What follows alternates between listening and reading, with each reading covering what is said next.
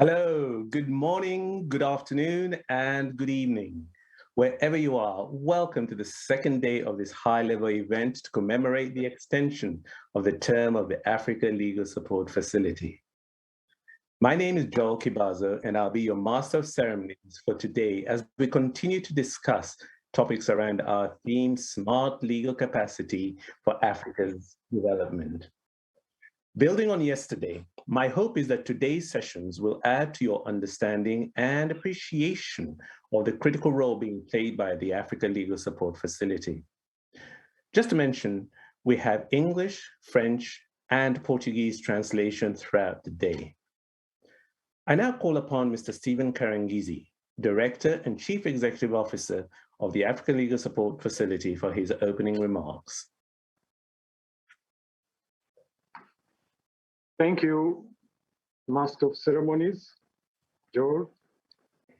Your Excellency, Mr. Wamekele Mene, the Secretary General of the African Continental Free Trade Area, represented by the Principal Legal Advisor of the AFCFTA Secretariat, Dr. Bettina Kappa, members of the Governing Council of the African Legal Support Facility, members of the Management Board of the African Legal Support Facility, distinguished guests, ladies and gentlemen. It is with great pleasure that I welcome you all to the second day of this important event for the African Legal Support Facility. On behalf of the ALSF team, I would like to take this opportunity to thank you all for taking time out of your busy schedules to attend this event. Your presence is a strong signal of the appreciation of the impact of the ALSF work. It also demonstrates your willingness to further support the mission of the ALSF in the new phase, in the next phase. We are extremely grateful and motivated by your support, and the ALSF is determined to continue playing a critical role in facilitating and providing the legal and technical solutions required by African governments to achieve the African Union's Agenda 2063 and the Sustainable Development Goals.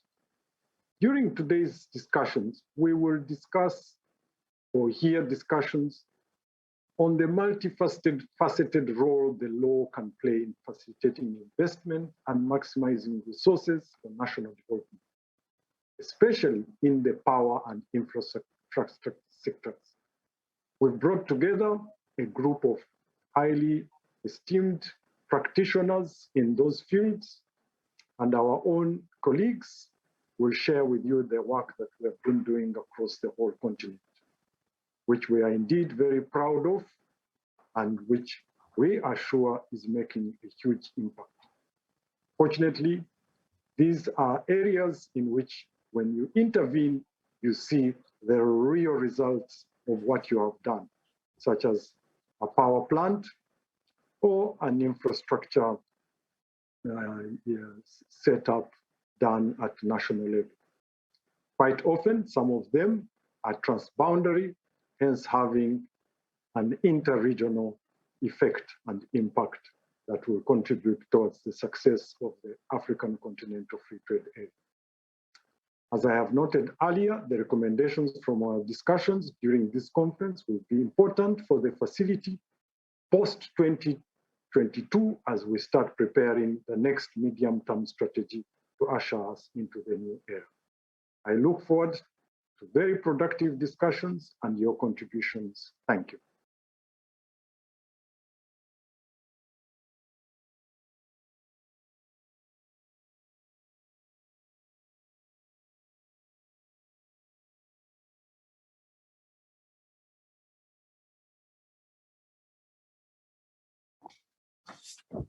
Mr. Karangizi is the Director and Chief Executive Officer of the Africa Legal Support Facility. Thank you very much for those opening remarks.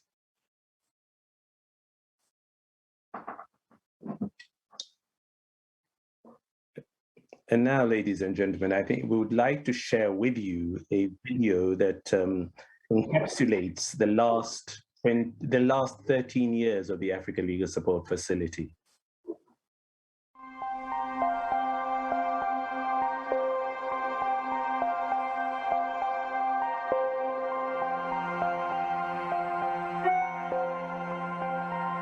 At the dawn of the century, African ministers of finance realized the need to set up an institution that could provide legal assistance to African countries. In response, hosted by the African Development Bank, the African Legal Support Facility was established in 2008. Its mission: to provide legal advice and technical assistance in negotiation of complex commercial transactions and creditor litigation, to develop and maintain related knowledge resources and publications, to encourage countries and investors to conclude equitable, bankable, and sustainable agreements that deliver value to African countries while protecting their sovereign rights. At the core of who we are lies compliance with the best international practices in corporate governance. The Director and Chief Executive Officer reports to the Management Board, appointed by the Governing Council, which is the supreme body of the ALSF.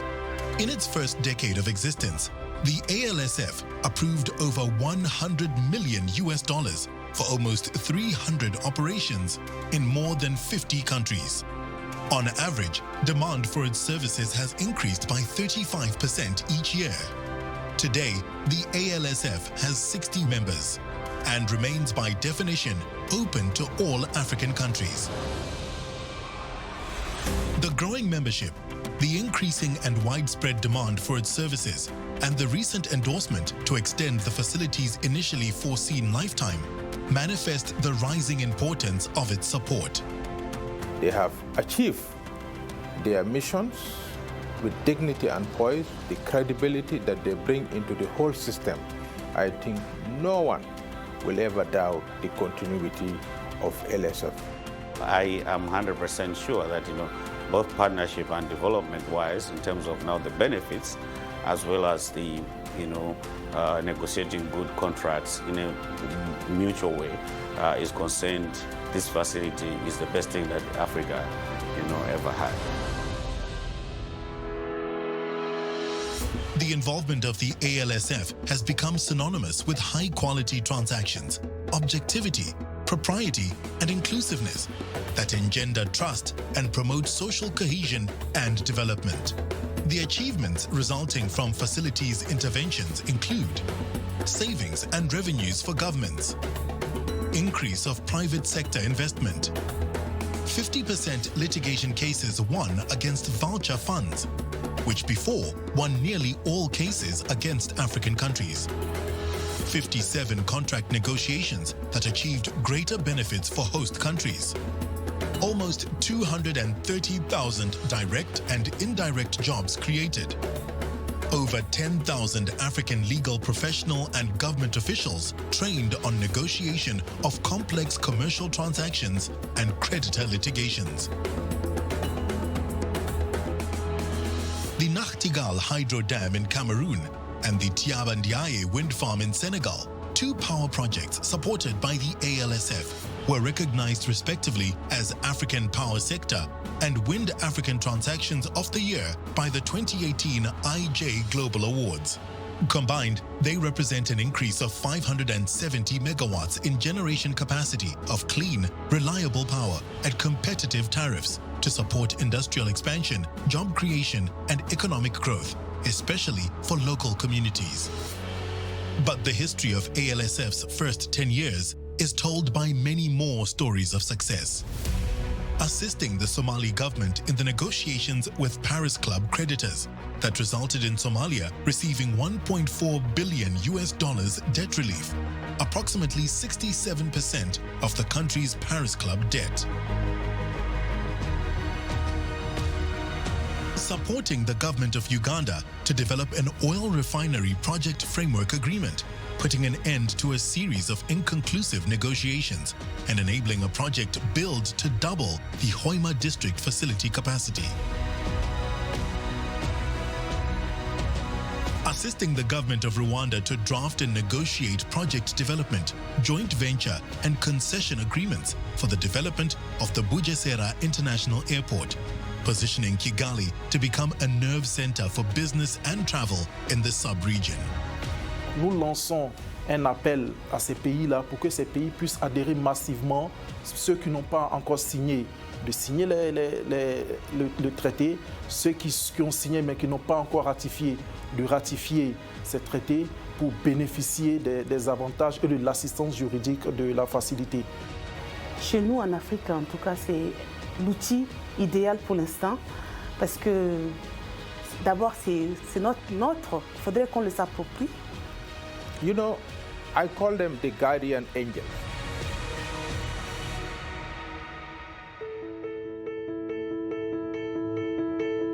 Looking ahead, the ALSF will play a vital role to ensure the recovery efforts from the effects of COVID-19. The facility will continue to move fast to provide flexible responses aimed at reducing the severe economic and social impact of the pandemic, and to walk side by side with African governments and organizations as they develop post-COVID mitigation and recovery strategies. The facility now looks towards the future. We start preparing a new medium-term strategy for the next phase, and we are looking at building on the successes of the facility. The sustainable, fair, developed Africa we aim for lies ahead of us. Future is in the making.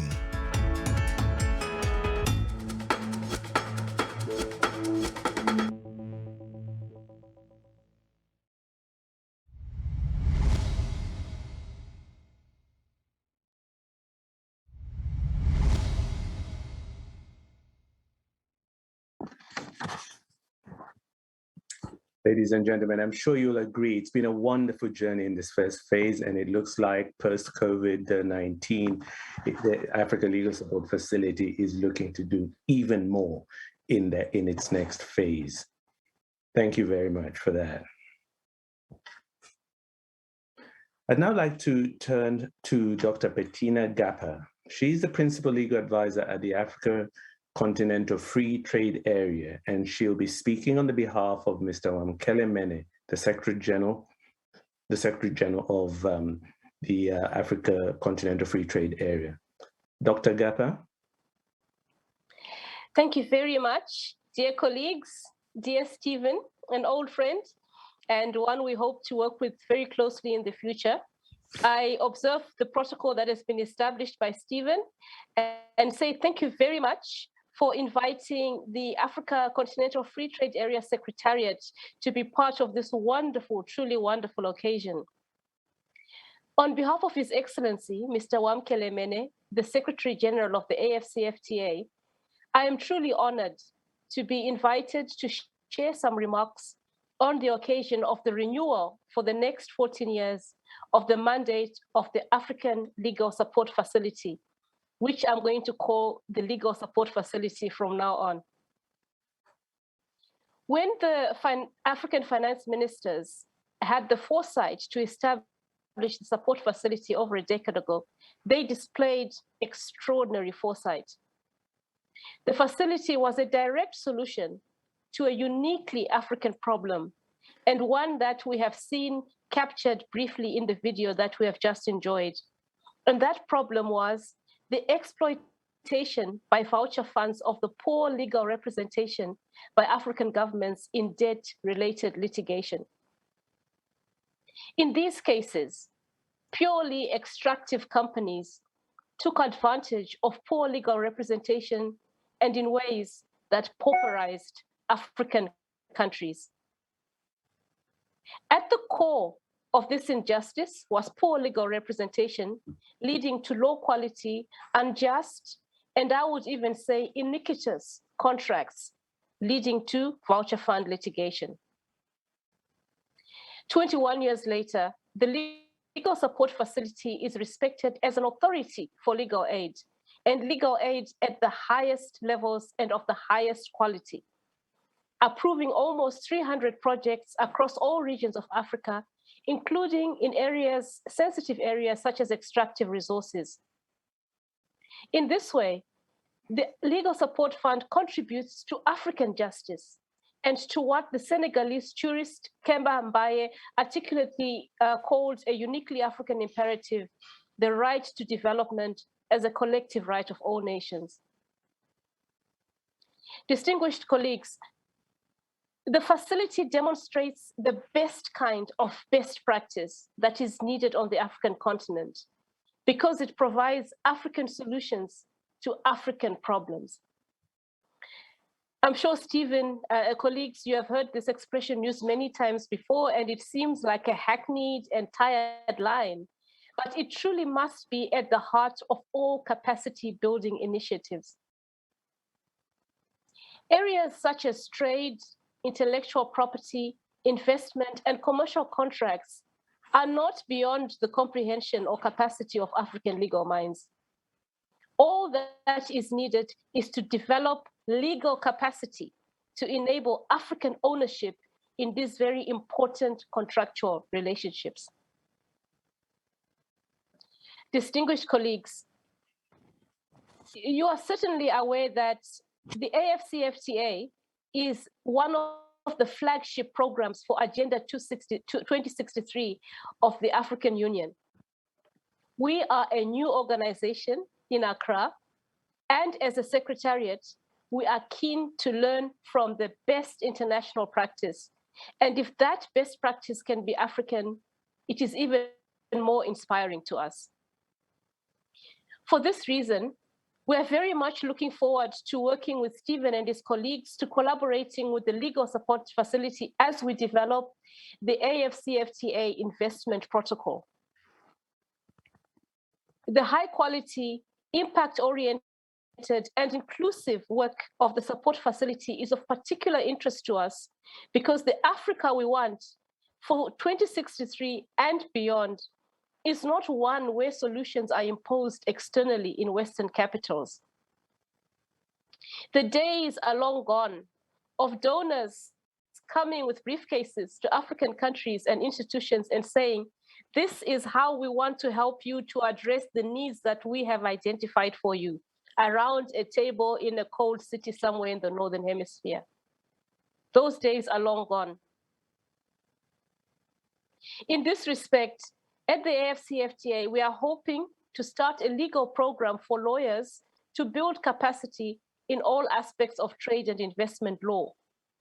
And we want to ensure that the next generation of African lawyers is trained for Africa from a secretariat rooted in African soil by seasoned colleagues. And we want to hope to establish a new field that I may call African trade law. In this respect, I'm a big collector of red wine, and I very much admire those sommeliers who lay down wine that is going to be drinkable only in maybe 40 years, 20 years, knowing that they are never going to enjoy it. And this is what we are trying to do, which is to lay down some fine legal minds for the future of Africa. And it is a long-term vision. And in that respect, we are so pleased to have seen the work of the Legal Support Facility led by Stephen and his colleagues, because they have inspired us as to the kind of capacity that we want to build for the future. So this is the vision that we have, to lay down some fine minds for the future. And we are learning from you on how to do that at exceptionally high levels. So I want to say congratulations from my Secretary General, from our Chief of Staff, from the whole Secretariat. We wish you many more renewals to come. We wish you a permanent existence. And we look forward to partnering with you so that we can deliver truly African solutions to uniquely African problems. Thank you very much. Thank you very much, Dr. Gaffer. And she was speaking on the behalf of the African Continental Free Trade Area Secretary General, Mr. Wamkele Mene.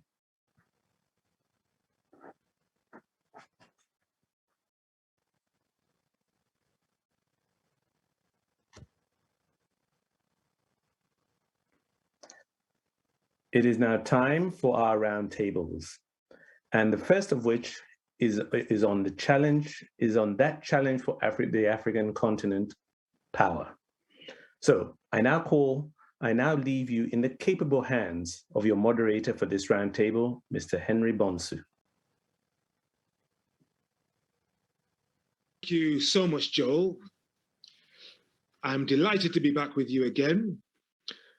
hopefully, we're going to lay down some fine minds and, as Bettina would say, fine wine for generations possibly yet unborn. Yesterday, it was about smart legal capacity. It was about sovereign debt, extractives and natural resources. Well, today we're moving to power, one of the AFDB's high fives. Light up and power Africa, so the mantra goes. And we know that currently some 600 or so million Africans have no access to energy. But as we tackle the ongoing pandemic and approach the landmark COP26 climate change conference in November, the question is, how do we achieve the kind of power described in SDG 7, affordable and clean power? We've got an eager panel standing by to discuss this and to answer any questions you may have that you may submit through the chat box. And the panelists are Tony Imadua, CEO of the Seychelles Energy Commission, Mutinta Lunda, Chief Executive Officer or Chief Officer, Power Contracts Zambia Electricity Supply Corporation, Musa Kone, a Deputy Director General of Energy from Côte d'Ivoire, and Victor Grand-Guillaume, partner at Gilles Loiret Noël, an international law firm in Paris. He's advised projects in Senegal, Zambia, and Zimbabwe. Panelists, welcome to you.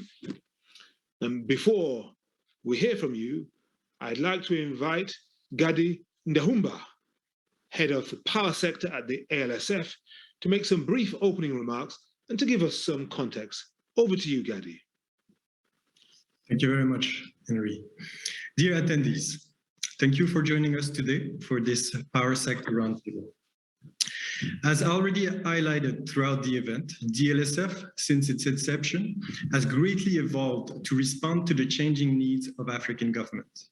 There is no better sector than the power sector to show the importance for the facility to remain flexible and adaptable in supporting African states. With the rise of renewable energy, government and utilities had to assimilate new and significantly different energy sources. Furthermore, smaller projects with rapidly falling costs have changed and often complexify the procurement of electricity. This shift of the energy landscape in the last decade has made the quest toward energy security has not made the quest towards energy security easier. On the contrary, it had made it harder. Turning now towards the future, the tasks ahead is likely to be more complex and challenging than ever. With the energy transition comes a large spectrum of new solutions, such as mini-grids, off-grids, and energy storage. Moreover, while the pressing needs of increasing electricity access and providing affordable energy remain a priority, African government must now also take into consideration the increasing pressure to move towards cleaner and greener energy sources. Nevertheless, as the energy transition unfolds and climate change restructures the financing of power projects, the continent will also come across new opportunities. With new opportunities comes renewed potential for fast-paced growth and development. It will be crucial to avoid replicating inadequate models, but to develop solutions that are tailored to the specific challenges and needs of the African power sector. As we commemorate DLSF, we can recall successes that have highlighted its capacity to push forward innovative and groundbreaking solutions. From geothermal projects in Ethiopia to the floating solar project in the Seychelles, the facility has not shied away from innovation. Nonetheless, DLSF's future successes in the power sector are likely to lie with the ability to adapt to the new challenges brought forward by energy transition. I'm excited that this roundtable and certain panelists will provide valuable insight on the qualities that the DLSF must perfect and avenues it must pursue to remain a vector of change in the years to come. Thank you to each of the panelists who graciously accepted to share their wealth of knowledge and experience with us today. Henry, over to you. Thank you very much indeed, Gadi. Well, if you're excited, so are we. We are enthused, we see the possibilities, and we hope to discuss some of them in the next 40 or so minutes. We have Tony, Victor, Mutinta, and Musa. Okay, first name basis, because we're friends here, united by a common purpose. Tony, you are there in the beautiful Seychelles. I want to start off by asking you, tell us about what you understand. How would you define sustainable power, a sustainable power project? Because everyone's talking about the crisis in gas at the moment and the sustainability of fossil fuels. So how would you define a sustainable power project? Good afternoon, everyone. Thank you, Henry.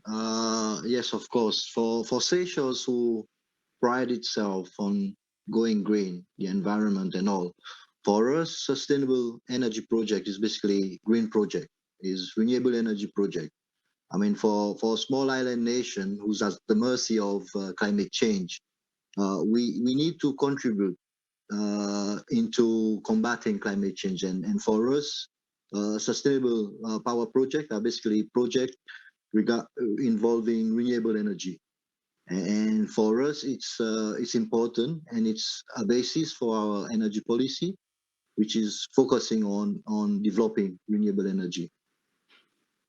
Okay, Tony, thank you very much for that. I note that something like 97.5% of Seychelles' energy is currently fossil fuel derived for the 8 inhabited islands, and you may want to respond to that a little bit later on. But let's move from the Seychelles to Zambia. Mutinta, your power sector is dominated by the intensive use of hydroelectric power, but that's been affected by drought. How would you define a sustainable power project? Mutinta. Thank you so much, Henry. I think for us, the first thing we must recognize is for a project to be sustainable, we need to look at 3 things. The first is it must be good for the environment. It must be good for the utility or the power provider. And lastly, it must be good for the consumer. When we, in Zambia, as you've rightly said, predominantly we are hydro, but we face our own challenges when we have droughts. And as part of what we are trying to do in the country, in remaining renewable for the most part, is we are trying to diversify not only by generation type, but also by location, by changing the location of our power sites from the south, where they are predominantly located, to the north, where historically we've seen that when there's a drought in the south, there's no drought in the north. So for us, we also need to make sure that anything we procure, in order for the project to be sustainable, must be affordable for the utility, and ultimately must also represent the demographic who we supply. So in short, without taking up too much time, those are the 3 things we look at: environment, utility, and consumer. Thank you. Thank you very much. Very, very clear and concise. Musa, over to you, monsieur. I saw a very interesting statistic. In 2011, when your country was emerging from conflict, only 34% of Ivoirians were connected to the power grid. Now, I believe 95% of your kinsfolk are connected, which is a phenomenal improvement in the 10 years. How would you then define sustainable power projects? And you're going to speak in French, en français. Tout à fait. Merci à tous et merci d'être là. Let's wait for the translators to do their thing. Pour nous, un projet durable, un peu comme les prédécesseurs l'ont dit, c'est un projet des sources renouvelables qui, par définition, sont inépuisables à l'échelle humaine, donc qui ne feront pas l'objet de spéculations, qui font monter après les prix, comme les combustibles fossiles, ainsi de suite. Et c'est des projets qui ont un impact réduit sur l'environnement et qui permettent en fait de respecter les engagements climat aujourd'hui. Et le 3e aspect, c'est vraiment les tarifs. C'est-à-dire c'est des projets qui donne une énergie qui a un coût abordable pour les populations. Voilà, donc c'est ce que je peux dire dans un premier temps.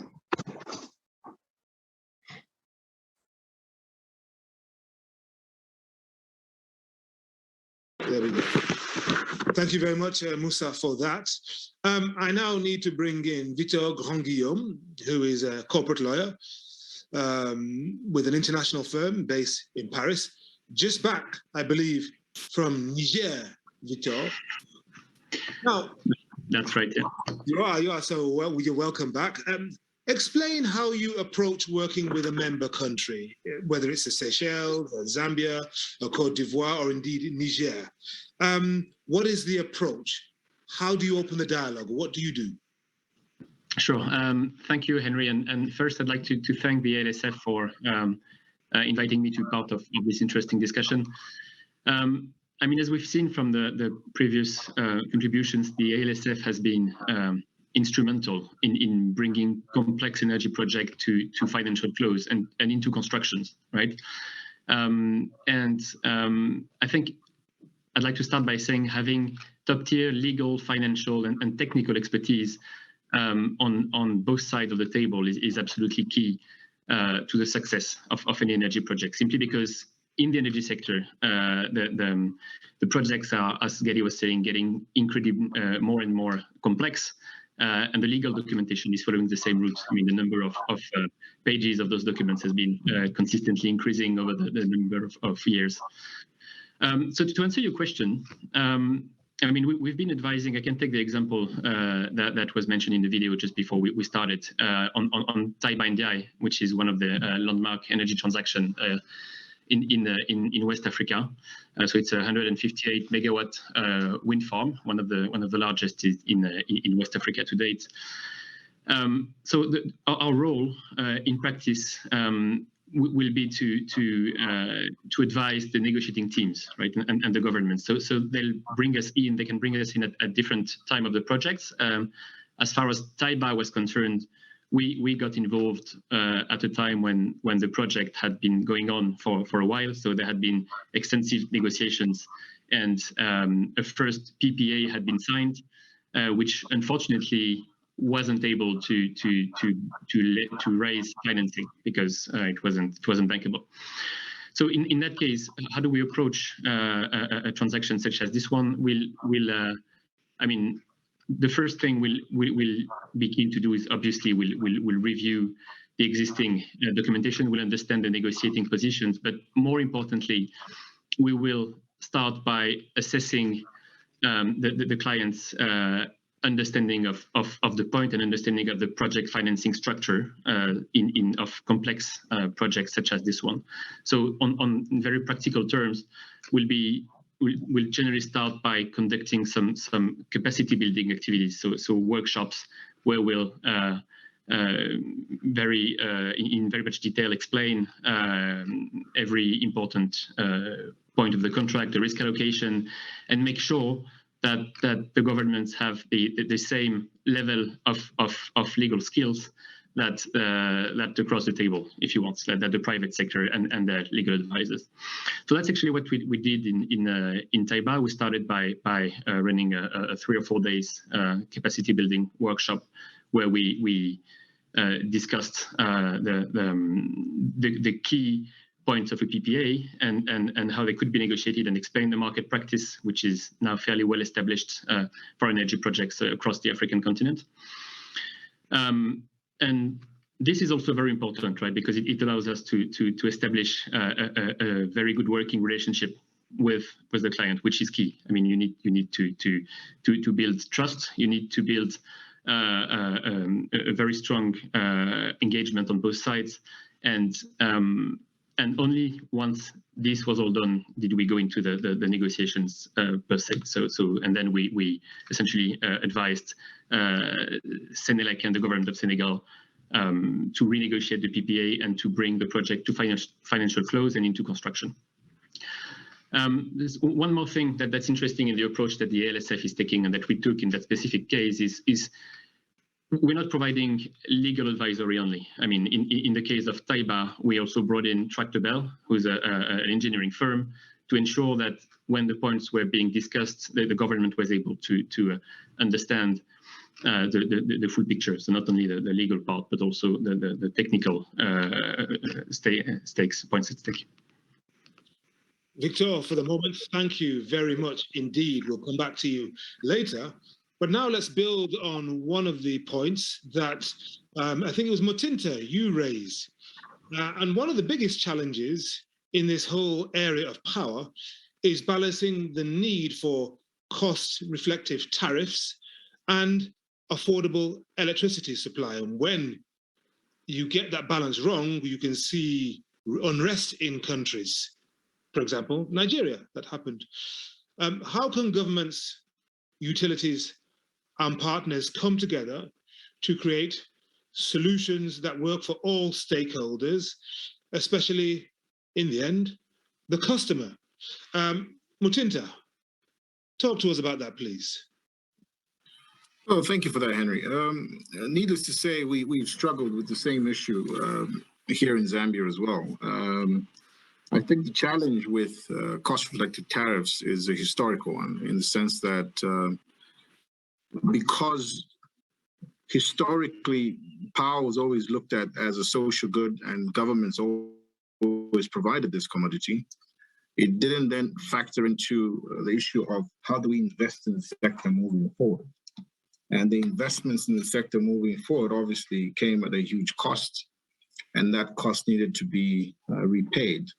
So how the governments and utilities work together, there's a few things. We need to, first of all, fully understand what is the exact limit that is required on a lifeline tariff. That lifeline tariff must reflect correctly the amount of power that can be subsidized for the vulnerable in society. The second thing is the governments and the utilities must work together in sensitizing the population to make them understand that power must be paid for at the correct price. The other thing we've done in our country is if you see a lot of utility pricing, you'll see a capacity charge, which is a fixed charge, and an energy charge. What we've done in our country is we've disbanded the fixed charge to allow consumers that every time they go to vend, they get some power, as opposed to sometimes they let the fixed charges accrue, and when they go and purchase power, it's swallowed up by fixed charges.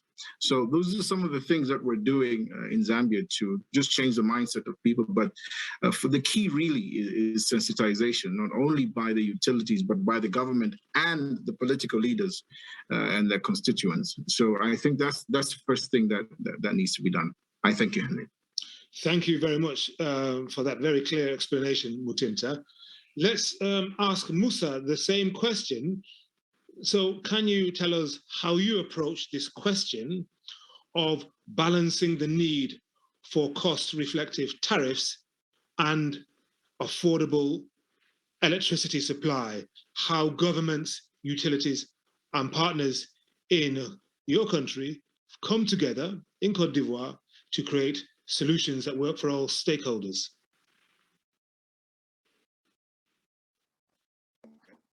Merci bien. Je pense que c'est une problématique que les secteurs de l'électricité doivent aborder. D'un côté, la détermination des tarifs qui permettent au système d'assurer la viabilité. Which will allow a sustainability, financial sustainability for the utilities.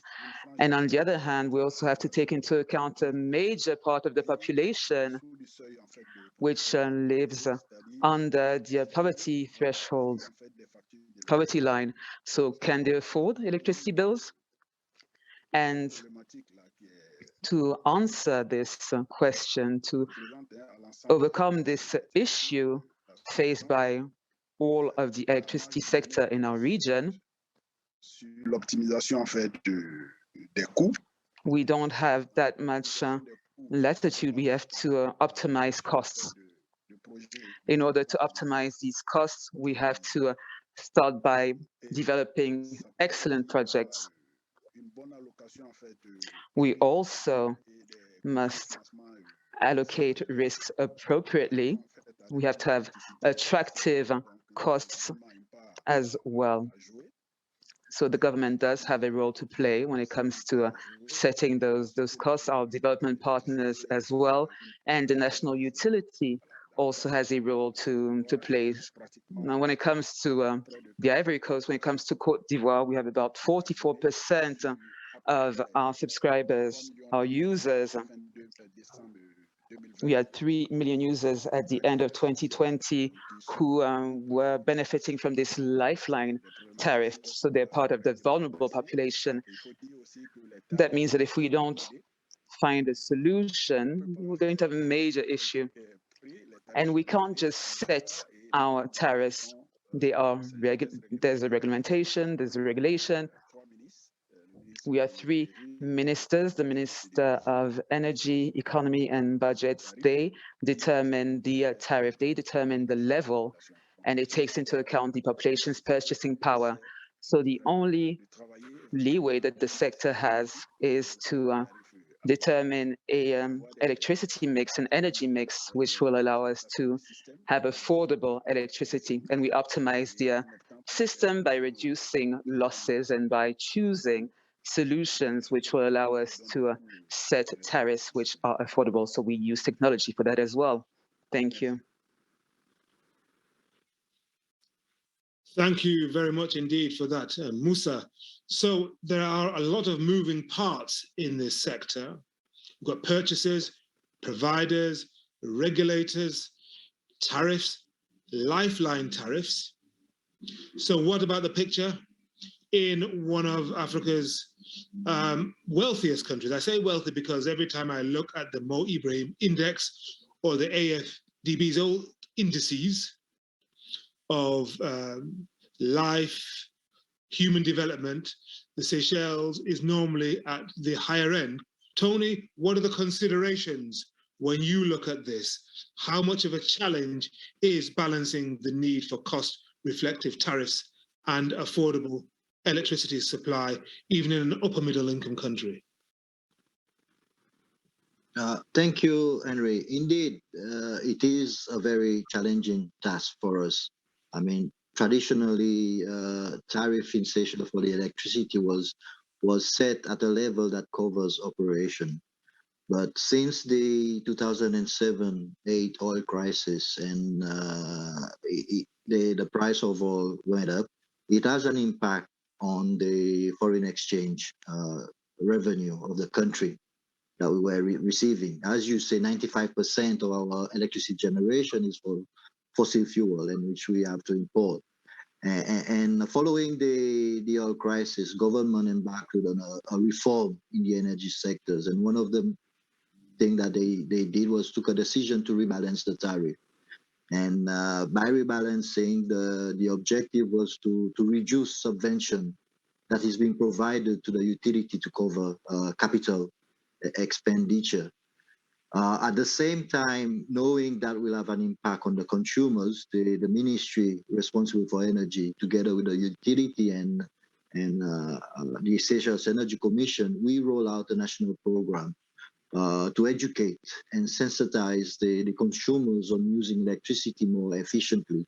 And so basically echoing what Mutinta has been saying about the need for education to the consumers. Additionally, we roll out various programs. For example, we did bulb exchange program from incandescent to CFL. And recently, we moved from incandescent to LED. We're working on other various activities, for example, developing energy efficiency in the country.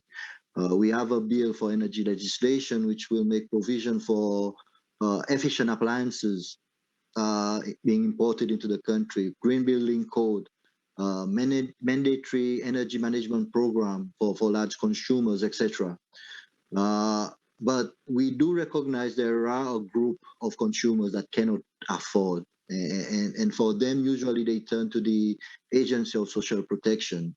And recently we've been looking at what we can do to support. And in 2018, we developed a project which is called, we call it PV Democratization Project. And with that project, what we did, we provide these vulnerable households with a 3 kilowatt system. which will help them to offset the energy consumption. So basically, rather than going to the Agency for Social Protection, the PV system is supporting them in terms of the energy that they consume, the electricity that they consume. And for us, it works well. Works well in terms of promoting deploying renewable energy, because the cost of producing from conventional is already high in Seychelles. You're talking about a generation marginal cost of almost 15 US cents, and basically it's being sold at around 23 US cents to consumers.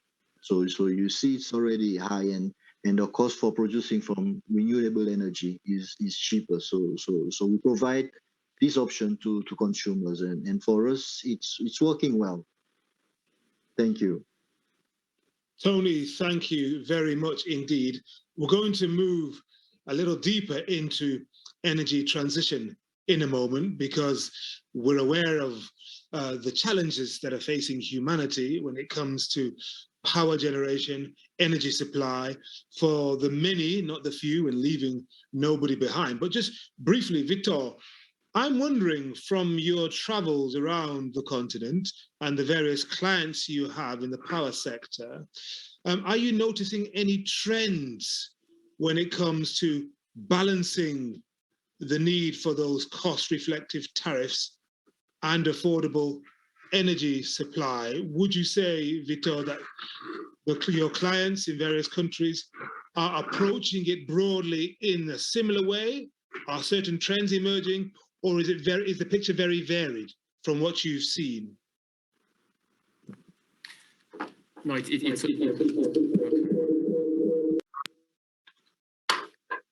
Victor, I think you're back with us. Yeah,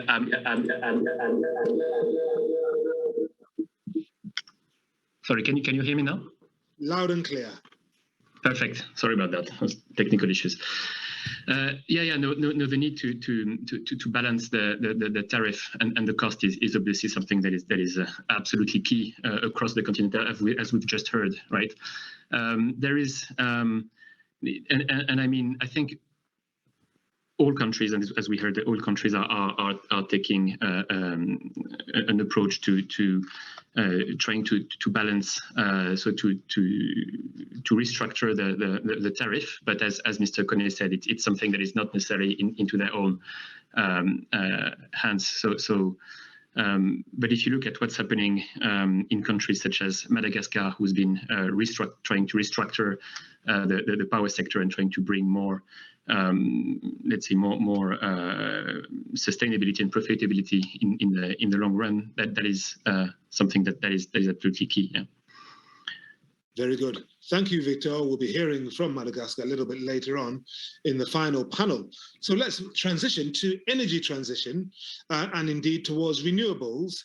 And I want to know from our panelists how this movement has impacted energy policy considerations or projects more generally. I'm going to go to Musa, first of all. Musa, how can the ALSF support governments like yours in managing the challenges that come from the transition without impacting the sustainability of the projects and the sector? Because there are some countries which say, you guys in the industrialized world have been polluting in the old way, using fossil fuels for not just decades, but for centuries. So why should our people not benefit from the old way of creating power and energy for a while at least? And that's what the Chinese say, that's what some in India say. But what about in Côte d'Ivoire?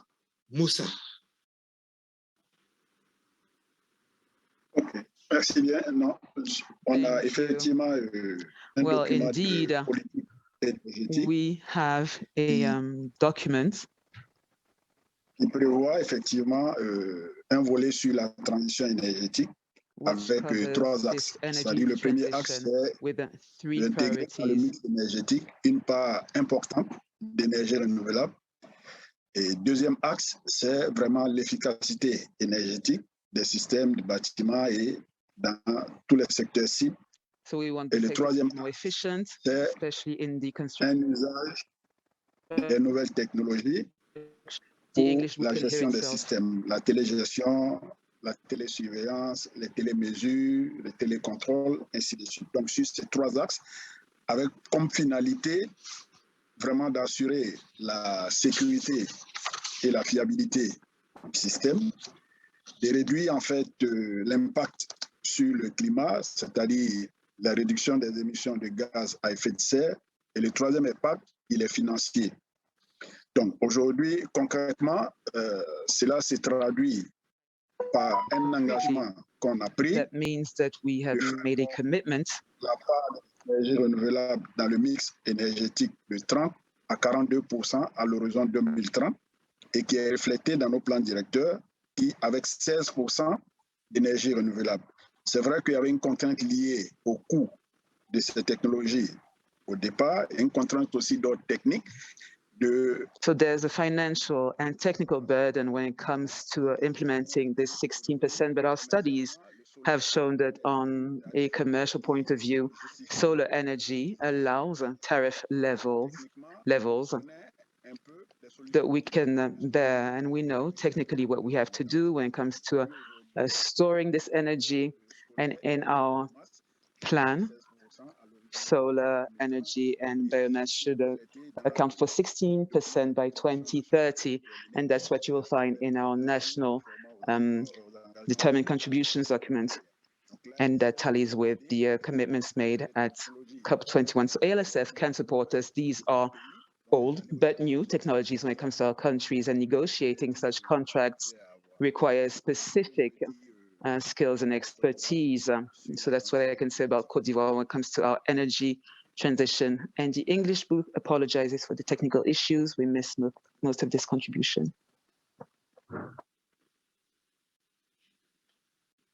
Thank you very much for that. Yes, and I got the explanation from the interpreter. Yes, the apology understood and received. So that was Musa's explanation from the point of view of Côte d'Ivoire. Tony, what about the Seychelles? You did say, yes, you want to transition downwards from the 95% dependency on fossil fuels and transition in a sustainable way. So how can the ALSF support you? How can Gadi and his team in the power sector support you to do this transition sustainably, but also affordably? Okay, thank you, Henry.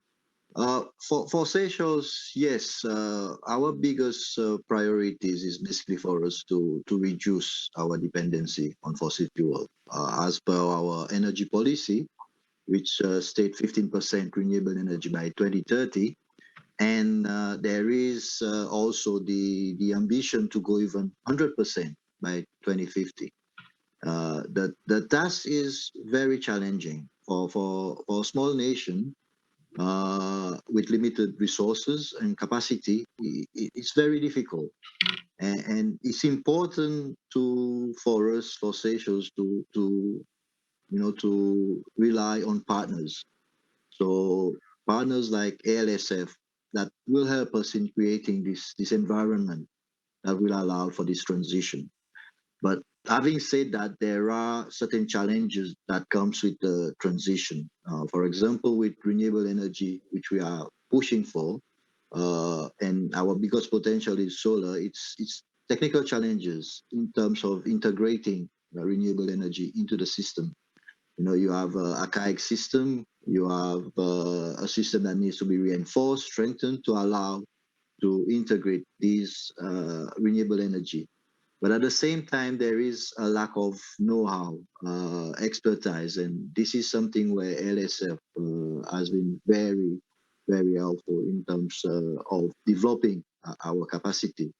So for us, there are various areas that we need to work on. We need to realize that it's not easy. We need to make sure that institutionally, policy-wise, and regulatory-wise, we are up to date with the changes. The technology is changing quite a lot.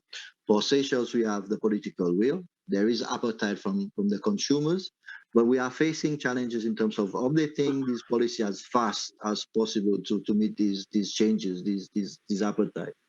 But also we see ourselves going again back to the drawing board in terms of relooking at the policy itself to ensure that it addresses some of these challenges.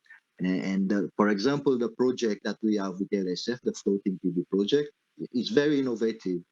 I mean, for Seychelles, who doesn't have land, limited land, and turning to the marine environment for a possible solution. So these are things that we are trying to address in terms of transitioning to renewable energy. And yes, it is not an easy task.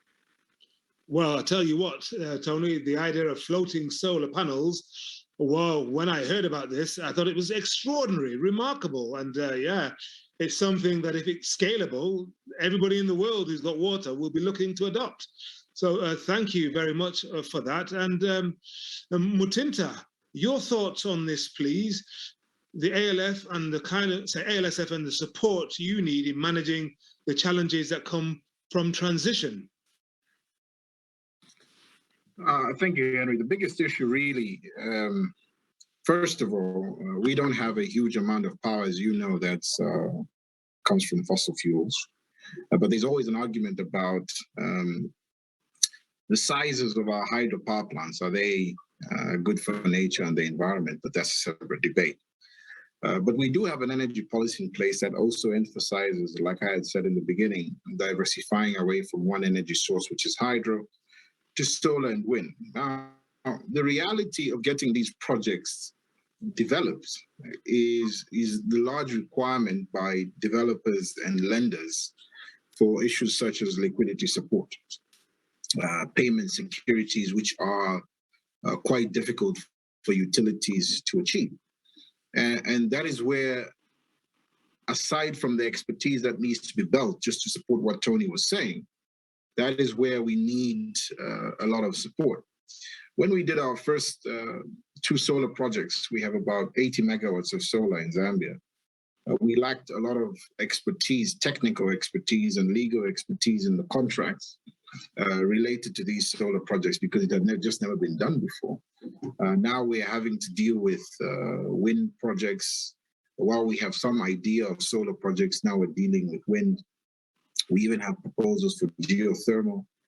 But the idea is, even if we could get all the legal, technical expertise on board, as long as lenders, and I know ALSF is housed by AFDB, so they can just knock on their neighbor's door and say, can you reduce your escrow requirements?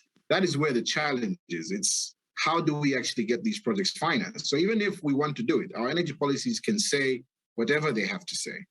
But if you can't get these projects financed, you will never get them. As much as we want to embed renewables in our generation, it's difficult to get them financed. So we need that help. Thank you. Thank you, Mutinta. Well, we'll be talking about PPP, public-private partnerships, and the degree to which they can assist in this regard in the final panel. And I saw Gadi smiling when you mentioned him possibly going to the doors of his host, the AFDB, and knocking and asking for money, more money, indeed. I think they support you pretty much and have done for quite some time, but perhaps we all want more support, especially if the cause is positive. While we have you there, Mutinta, let me ask you about something that the outgoing chief executive, Stephen Kangizi, mentioned, transnational, or you might call them multinational projects, like Bakota Gorge. Yeah, Bakota Gorge. Are these the future of large power projects where it's not just housed in one country, but if there's a common need across boundaries, this is something that we could see more of?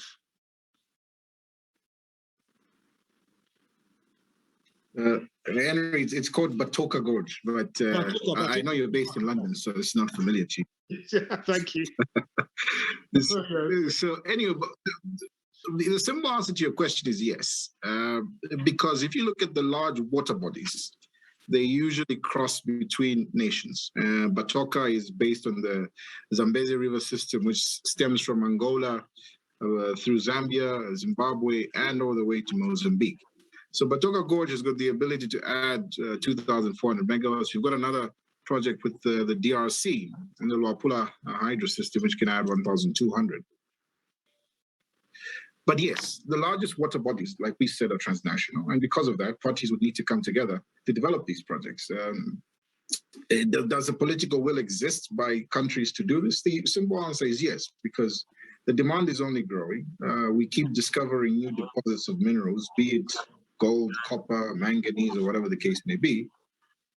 But we find ourselves struggling to develop these projects for the simple reasons I raised when we talked about transition, because there are things that our own financiers, such as our local AFDB, and I call them local because they're on the continent, they add things like political risk, which when we look, you see, this is Africa. The project is here in Africa, and you've got recourse to it. So the will exists. It's so much how we play with third parties that allows. But yes, the simple answer to your question is, moving forward, these are transboundary projects that we'll have to undertake. Thank you very much, Mutinta. Well, you talked about the political will and how it is there. Let's move to this then, the readiness of African governments. And Victor, I'm going to ask you, how ready are the African governments you've worked with to welcome, and this is where Mutinta's ears will be growing, private investment in transmission projects? And how can the ALSF support governments to achieve private sector participation in such transmission projects? So. Thanks, Henry. It's true that it ties very much with the previous question, because if you want to have, develop massive projects which are sitting in the border of both countries, then you'll need to have increased transmission capabilities to connect them to where the oil will be consumed, right? So I think you're right. You really can't overstate the importance of investment in the transmission network across Africa, if you want. So again, the thing is, transmission infrastructure is costly, right? It's extremely costly to build high voltage transmission line across long distances, and in Africa currently, as you know, it's mostly or exclusively financed by public funding, so only by governments or by DFIs providing funding, which is then on lent by governments. And so the question is, to what extent is there a political will to attract private investment in the transmission line? If you look at most African countries, at least in West Africa, in many countries, the regulatory framework isn't ready for this. So, I mean, you wouldn't have the possibility to develop for a private sector to build, own, and operate a transmission line simply because it's a monopoly, right? And then there are some very interesting initiatives that are being developed, especially in Kenya, where you'll see that they are to develop a transmission line privately, which will be privately owned and operated and financed. But for the time being, those projects are extremely rare. So I mean, what can the ALSF do about it? That's the key question. The first point is assist the countries who have a political will to promote a private investment in transmission projects to assess their readiness, right? To assess to what extent that their legal framework could be is ready to welcome that type of project, and then assist them in coming up with an institutional appropriate institutional framework for supporting it.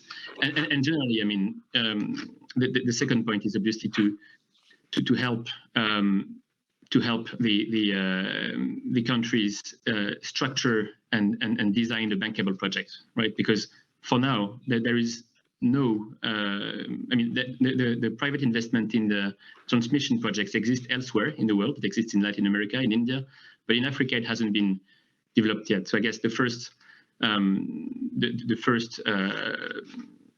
point where the ALSF could help is really to help those countries design a bankable transmission project, which could then be brought to market and finance.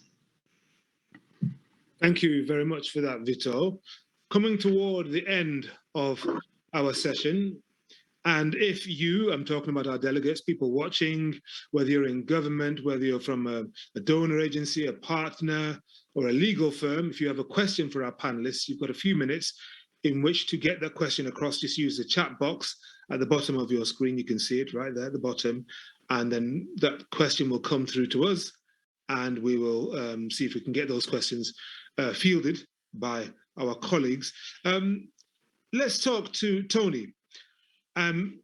We've all talked very positively about the ALSF and the work that you're all doing with the lawyers, the people they bring in. But I want to home in on this. What aspects of the ALSF's assistance were key in the success of the power projects that you've worked on with the facility? So, Tony, can you explain that with reference to the Seychelles? Yes, thank you, Henry. I mean, the ALSF assistance basically brought the expertise that we did not have or was lacking. You know, the legal, technical expertise, but at the same time, they also brought in the transaction advisors as well to help us with the implementation of the project. And more importantly, the way ALSF came in was as a partner who kind of guided and advised us in the implementation of the project.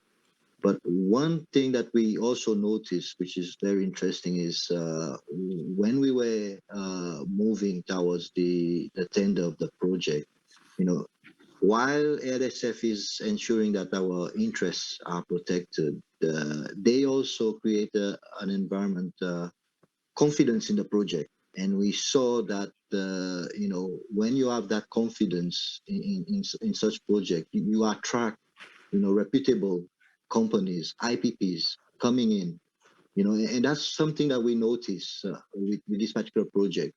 You know, when you mention to them that you have ALSF on board supporting this project, they know that, yeah, we have a good project. So we feel confident that we can bid for this project. So that's something which I think is important, and that's something that we notice, and for that we thank ALSF, and definitely look forward to developing future projects. And I know God is keen on working on more similar project. And like you said, you know, the replicability of floating PV, it's so huge. The market is huge.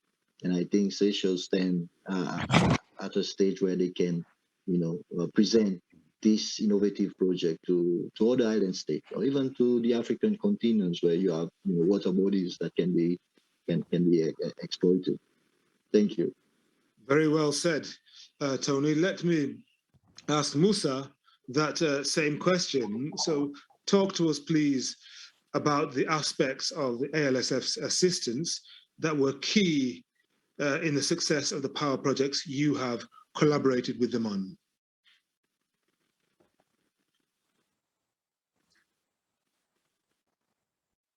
Merci. Donc, je voulais sincèrement remercier l'ALSF. Thank you. I would like to thank ALSF most sincerely. The ALSF made it possible for us to negotiate a solar project and thermal power plant for Côte d'Ivoire, and a cost of investment of about $1 billion. And the ALSF assisted us legally, technically, and financially in negotiating these projects in a very short period of time. And these are projects that are ongoing now and are not far from being put into service. And we continue to benefit from the advice of the ALSF. And here we would like to thank them again for the assistance that we receive from them.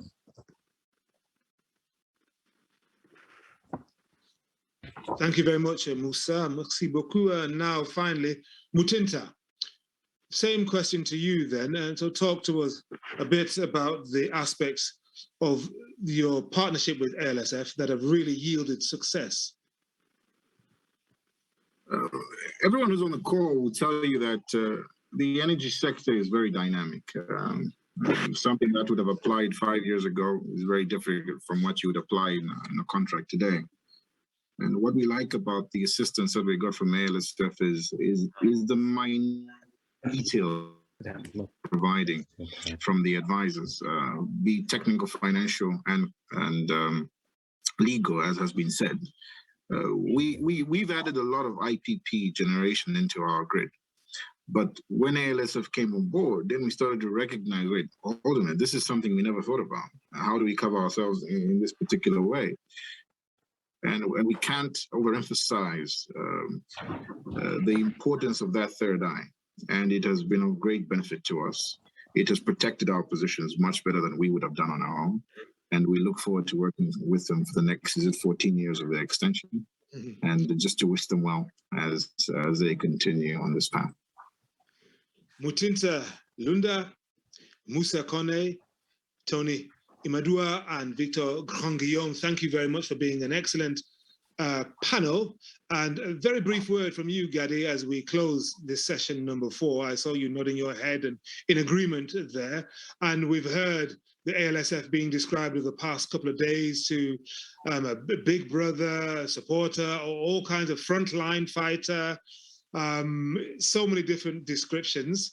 And I suppose the question is, where do you and the power sector go from here when it comes to assisting the governments? Thank you, Henry.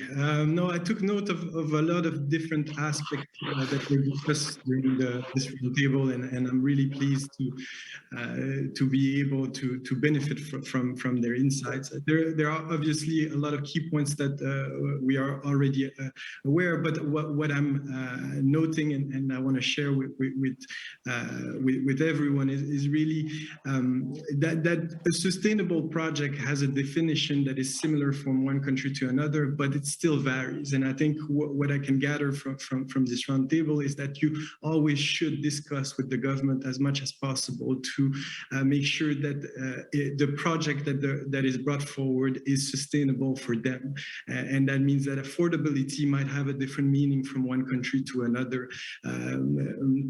Mr. Kone has mentioned the security of supply or the stability of the supply. So I think something really important is not to assume that we know what is sustainable for a sector. I do take note again of the importance of well-rounded advisory support. This is something that has evolved quite a bit in recent years, and I can see that it is bringing some more capacity to the government, and to continue to be a vector of bringing together some partners.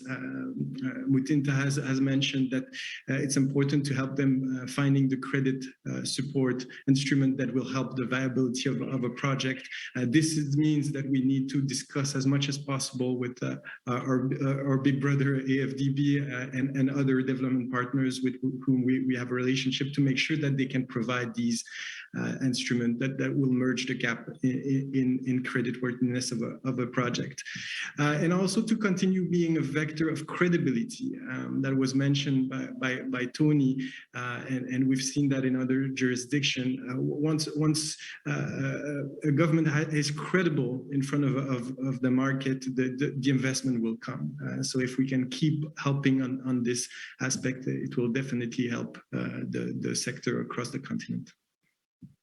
Thank you. And thank you to all the panelists. I really appreciate you taking the time to share your experience with us. Thank you very much indeed, Gadi, for that. And a question did come in, but we will try and reply to that question, which came in just a moment ago, privately, I think, through the direct message or through the chat box. Thank you very much for that question. And for that panel, let me hand you back to our Master of Ceremonies, Mr. Joel Kibazo.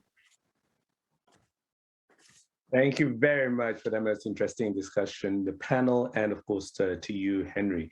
It really is good to hear from those at the sharp end of the issues in their various countries. We're now going to take a 5-minute break, so please stay with us, and we shall see you straight after for our next panel.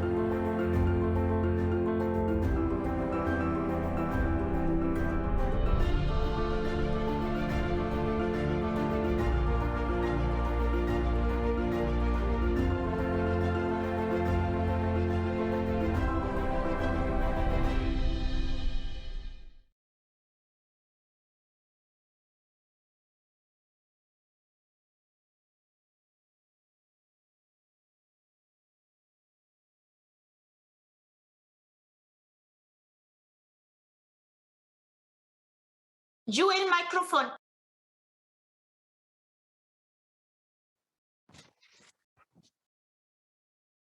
Welcome back. We now turn to the subject of infrastructure for this, our last roundtable of the day and of the whole conference.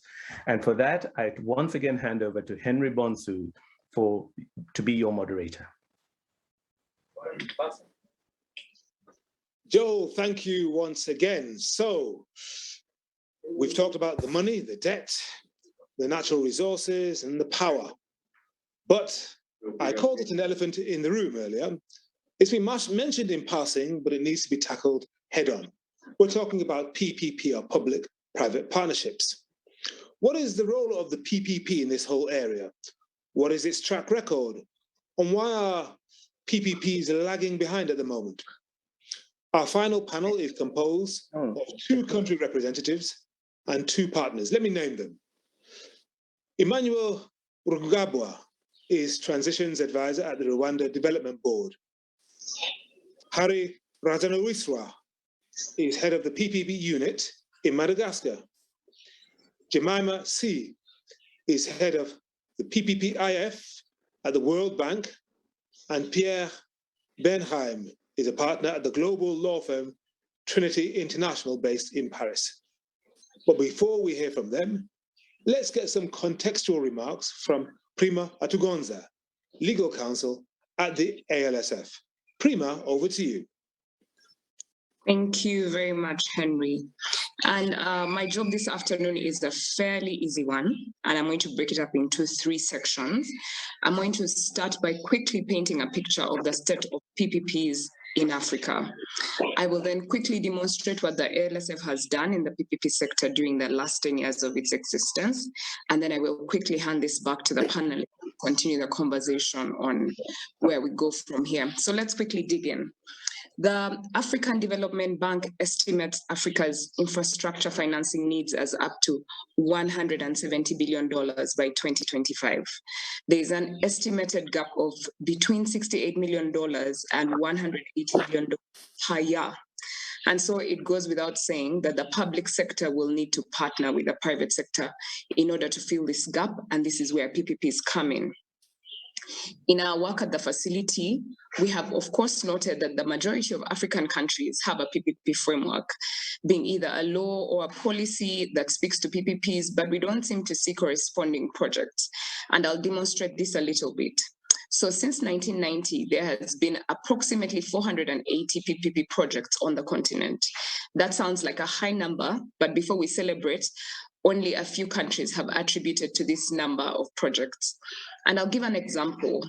Between 2008 and 2018, only 5 African countries accounted for more than 50% of all the successful PPP activity on the continent.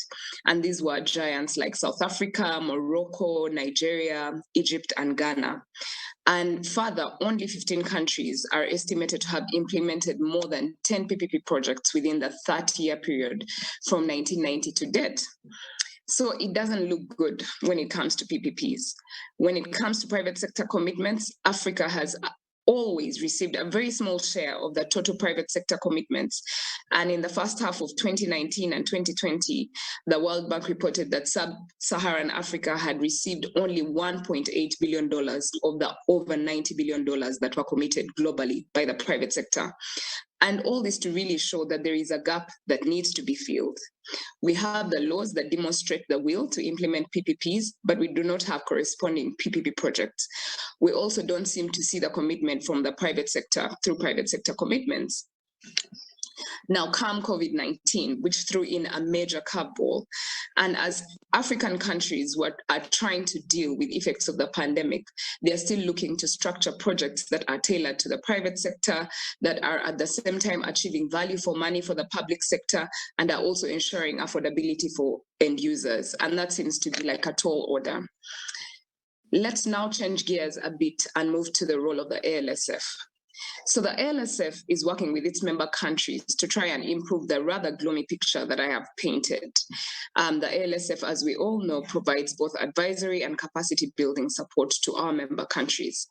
In our last 10 years of existence, we have supported over 60 PPP projects, that is outside of power. So we're speaking transport, health, water, and other PPP sectors in over 30 African countries, and we have committed over $20 million. The ALSF works with its member countries right from project identification, procurement, contract signature, contract management, and there are so many success stories, but I will just speak to the Somalia port and the Rwanda airport. So like I said before, having painted what seems to be a rather gloomy pictures, our highly esteemed panel today will discuss how we move forward. How do we increase the number of PPP projects on the continent? How do we get more private sector commitment? How do we navigate the landscape even in the new normal? Over to you, Henry. Thank you very much. Indeed, Prima, you said your job was simple, but ours is not. I mean, you gave us a slew of statistics. You painted a very, very vivid picture for us there. A lot of potential, a lot of fine words. The laws are there. The infrastructure, in inverted commas, is there, but there is a gap. How do we bridge that gap? So let's bring back the panel that I introduced to you a moment or two ago. First names again, because we're all friends here trying to work towards a common purpose. Emmanuel, acting at the Rwanda Development Board. He's a transactions advisor. Pierre is a partner at Trinity International in Paris. Jemima, head of the Public-Private Infrastructure Advisory Facility at the World Bank. And we've got Harry, who's the head of the PPP unit in Madagascar. So thank you very much again for joining us. Now, as we just heard a moment or two ago, a lot of African countries have got some form of PPP legal framework, but projects lagging behind, and most of them are concentrated in just a few countries, middle-income countries by and large. So I'm going to start off with you, Harry. How do we promote the use of PPP legal frameworks? And once we've got them, how do we ensure that countries actually use them to espouse and to realize PPP projects? Harry, over to you.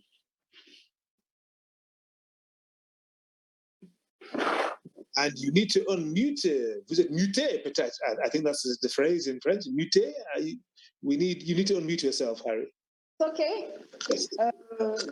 Merci Henri. Je vais faire en français comme je suis plus à l'aise dans la langue française. Effectivement, les pays africains ils disposent d'un cadre réglementaire institutionnel des PPP. Et on peut dire que ce sont des textes qui sont aux normes internationales, mais leur utilisation tarde à venir, leur utilisation à bon escient tarde à venir parce que on essaie de tout confondre en fait dans le cadre des PPP avec un simple partenariat ou de dons dans le secteur social, on considère cela déjà comme un PPP. Donc, c'est vraiment même, c'est la nature même, la définition même des PPP qui est mal saisie par le gouvernement. Des campagnes de sensibilisation ont été faites, des renforcements de capacité justement pour qu'ils prennent conscience de ce qu'on entend par PPP et comment œuvrer en matière de PPP. Parce que c'est vraiment ce qui manque, je dirais, à nos gouvernants aujourd'hui. Et d'autant plus, d'un autre côté, ils veulent faire des PPP, mais en allant vite, sans faire des études. Parce que pour eux, les études, ça prend du temps et ça traîne en matière quand il faut faire des investissements. Or, que ce soit en matière de PPP ou dans le cadre des marchés publics, marché traditionnel, il faut faire des études, que ce soit c'est-à-dire les études de faisabilité économique, financière et juridique, parce que ces études déterminent même la bancabilité même du projet et la pertinence de ces projets. Donc, si on n'arrive pas à aboutir en matière de PPP, c'est cette lacune d'études qu'on veut escamoter et passer outre, et on veut contracter tout de suite. Et donc le secteur privé ne se sent pas rassuré, même si la loi est là, parce que ils ne se sentent pas rassurés par le système. Donc, de l'autre côté aussi, il y a ce que dit souvent Les gouvernements, c'est le manque de financement pour entreprendre ces études. Et même fois, les études ne sont pas clés et le projet devient hybride, il n'est ni PPP ni marché public. Donc c'est ça qui fait qu'aujourd'hui, les PPP, ils tardent vraiment à démarrer de manière PPPs are not taking off. C'est mon premier. Thank you very much. And I'm not sure if the translation, the interpretation was working. So it could very well be that some of our listeners didn't get everything that you said. But I'm not going to summarize everything, but you appeared to be saying that there was a problem when it came to feasibility studies. That's one thing. A lot of the private sector organizations didn't trust what the government was saying. They didn't consider the projects to be bankable. And so as a result, there was a lag, a problem, and trying to bring the two sides together, it's just not happening at the moment. And that could be not just in Madagascar, it could also be in other countries. Let's see if it is also the case in Rwanda. Emmanuel, you speak on behalf of the Rwanda Development Board. So what is happening when it comes to the legal framework around PPPs and then the lag between that framework and the realization of projects on the ground between public sector and private sector? Over to you, Emmanuel. Thank you so much, Henry. First of all, I thank the ALSF for giving me the opportunity to speak. As a beneficiary of the ALSF, I feel delighted to sharing my experiences. Back to your question. The existence of the legal framework certainly is very key in PPP. It has not created sufficient appetite for PPPs across the public and private sectors. Over the recent past, we've seen a decline in PPPs. And the reasons could be many, vary across different countries. I'd like to speak about the general perception of PPPs. Governments have a growing perception PPPs are not the private sector side. There's a perception that the risks associated with PPP transactions have been excessive and predictable. Now, underpinning these concerns PPPs is the sense that transactions are extremely flexible. Parties are bound by long-term contracts. The financing arrangements that exist really feel suited to deal with foreseen changes, particularly in an era of unprecedented social change. So with the loss of confidence in existing PPP arrangements, therefore, I think there's a need to examine alternatives to current models. There's a need to develop flexible and informed PPP contracts that can better meet one, objectives of the private sector, objectives of the public sector, and most importantly, deliver cost-effective infrastructure facilities, services the people require. Now, the two areas that, in my view, that really need to be examined, different alternatives thought about. One, at the center of every PPP transaction is to risk allocation. The other one is the methodology of handling risk. I believe that this decline in the perception of PPPs and the appetite for PPPs need to develop that give the treatment of risk and place emphasis on risk sharing as opposed to risk allocation. What has been constant across transactions, this has been on risk allocation and not risk sharing. This has been the idea of Emmanuel, sorry, I'm going to interrupt you because we are losing every other word. It's a poor connection. It could be that we try to re-engage with you. I'll leave you in the capable hands of the IT team, and they'll see if they can do anything to enhance the signal or maybe have you dial back in. But at the moment, we're missing little parts of your very important contribution, and I don't want that to continue. So one of the key points you made, though, was the loss of confidence in this sector and the distribution of risk. And it's a distribution that is not satisfactory to the parties involved. So I'm going to move on from there, Emmanuel. We'll try and re-engage your line. I'll leave it to the IT people to talk to you about that. But I'll go to Pierre, our legal person, partner at Trinity International, and ask you, based on your experience providing legal advice to African governments in the PPP space, what legal, regulatory, or indeed institutional reforms, if they're needed, do you recommend for African governments in the near future? Could these reforms enable more PPP transactions and realization of projects to take place? Pierre. Thank you, Henry, and hi, everyone. I'm very happy to be with everyone here today for this event. This is really a tough question. You know, does the legal framework actually contribute significantly to PPPs? I think the legal framework is definitely one of the key factors of success to deliver PPPs in a country. But certainly you need also other pillars if you want to build on a PPP pipeline that actually delivers. And one of them is obviously the political will. You might have the best legal framework in place.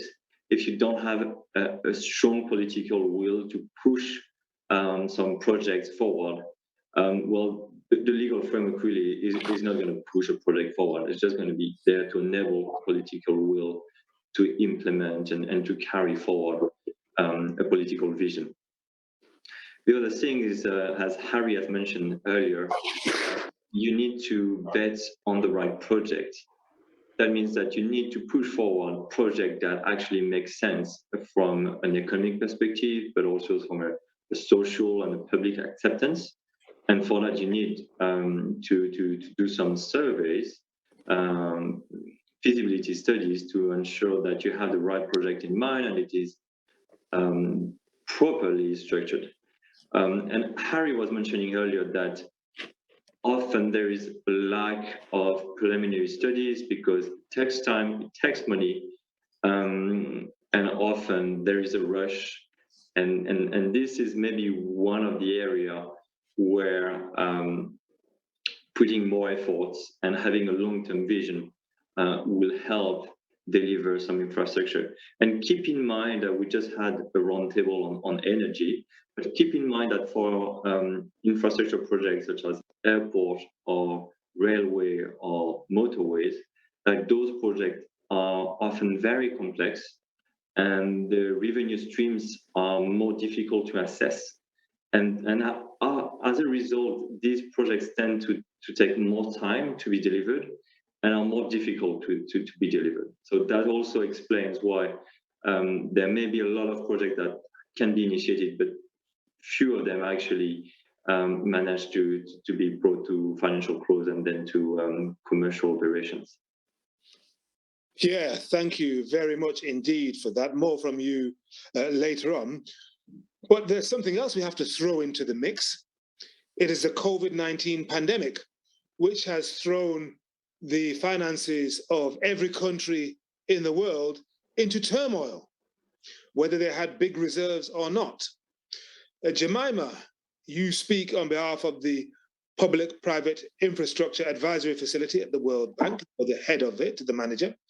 Following on from the pandemic, what lessons can governments learn from this, especially when it comes to PPP and regulation and creating that enabling environment for things to progress from laws, legislation, through to real bankable projects that people want to realize? Jemima. Thank you, Henry. And first of all, thank you to ALSF for the invitation and congratulations to your extended mandate. PF wishes you the best and hopes to continue to be your partner over the next 14 years.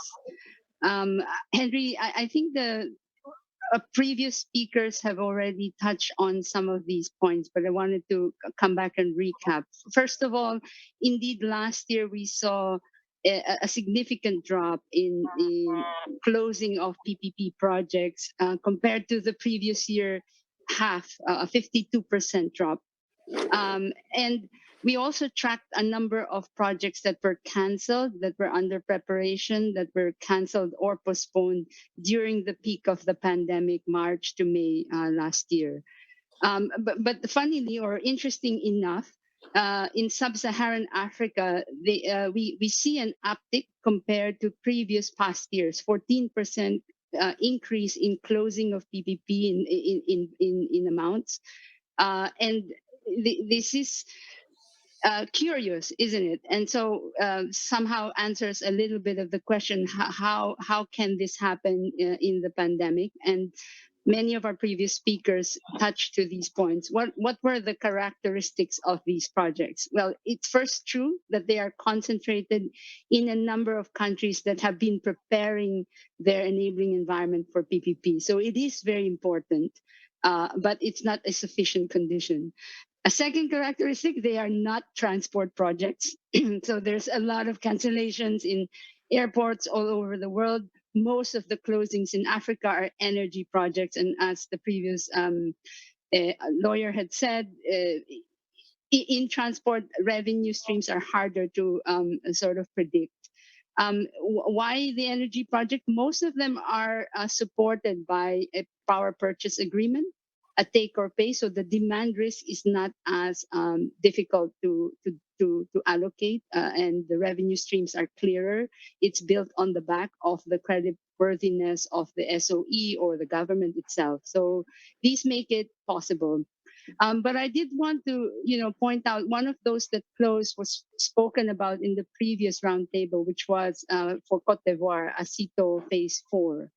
This is a huge project, $2.5 billion. And you heard it from the previous representative. They had started their reform in the sector since the 1990s. And with that, they built, one, a strong contract authority, the government side of the deal. Number two, they were able to have somebody, a sponsor that was strong. And therefore, this phase 4 is a closing by that same sponsor. And finally, a characteristic of all these projects that close is that they did receive development financial institution support. So groups like AFDB and the World Bank, etc. And really, this speaks to probably good project preparation and also transparency in sort of building the confidence in the project itself. And so I would say these were some of our lessons from the pandemic. Thank you very much, Jemima. Very clear. So we had long-term stable environment over decades, indeed. So that means that people are comfortable when they come in. It's open, it's transparent, and backed by very strong partnerships.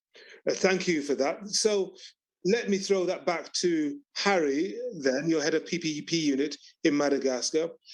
How then has the pandemic changed the way your country intends to approach PPP projects in the future, in particular to cope with possible future exogenous shocks, such as what we're going through at the moment? Harry.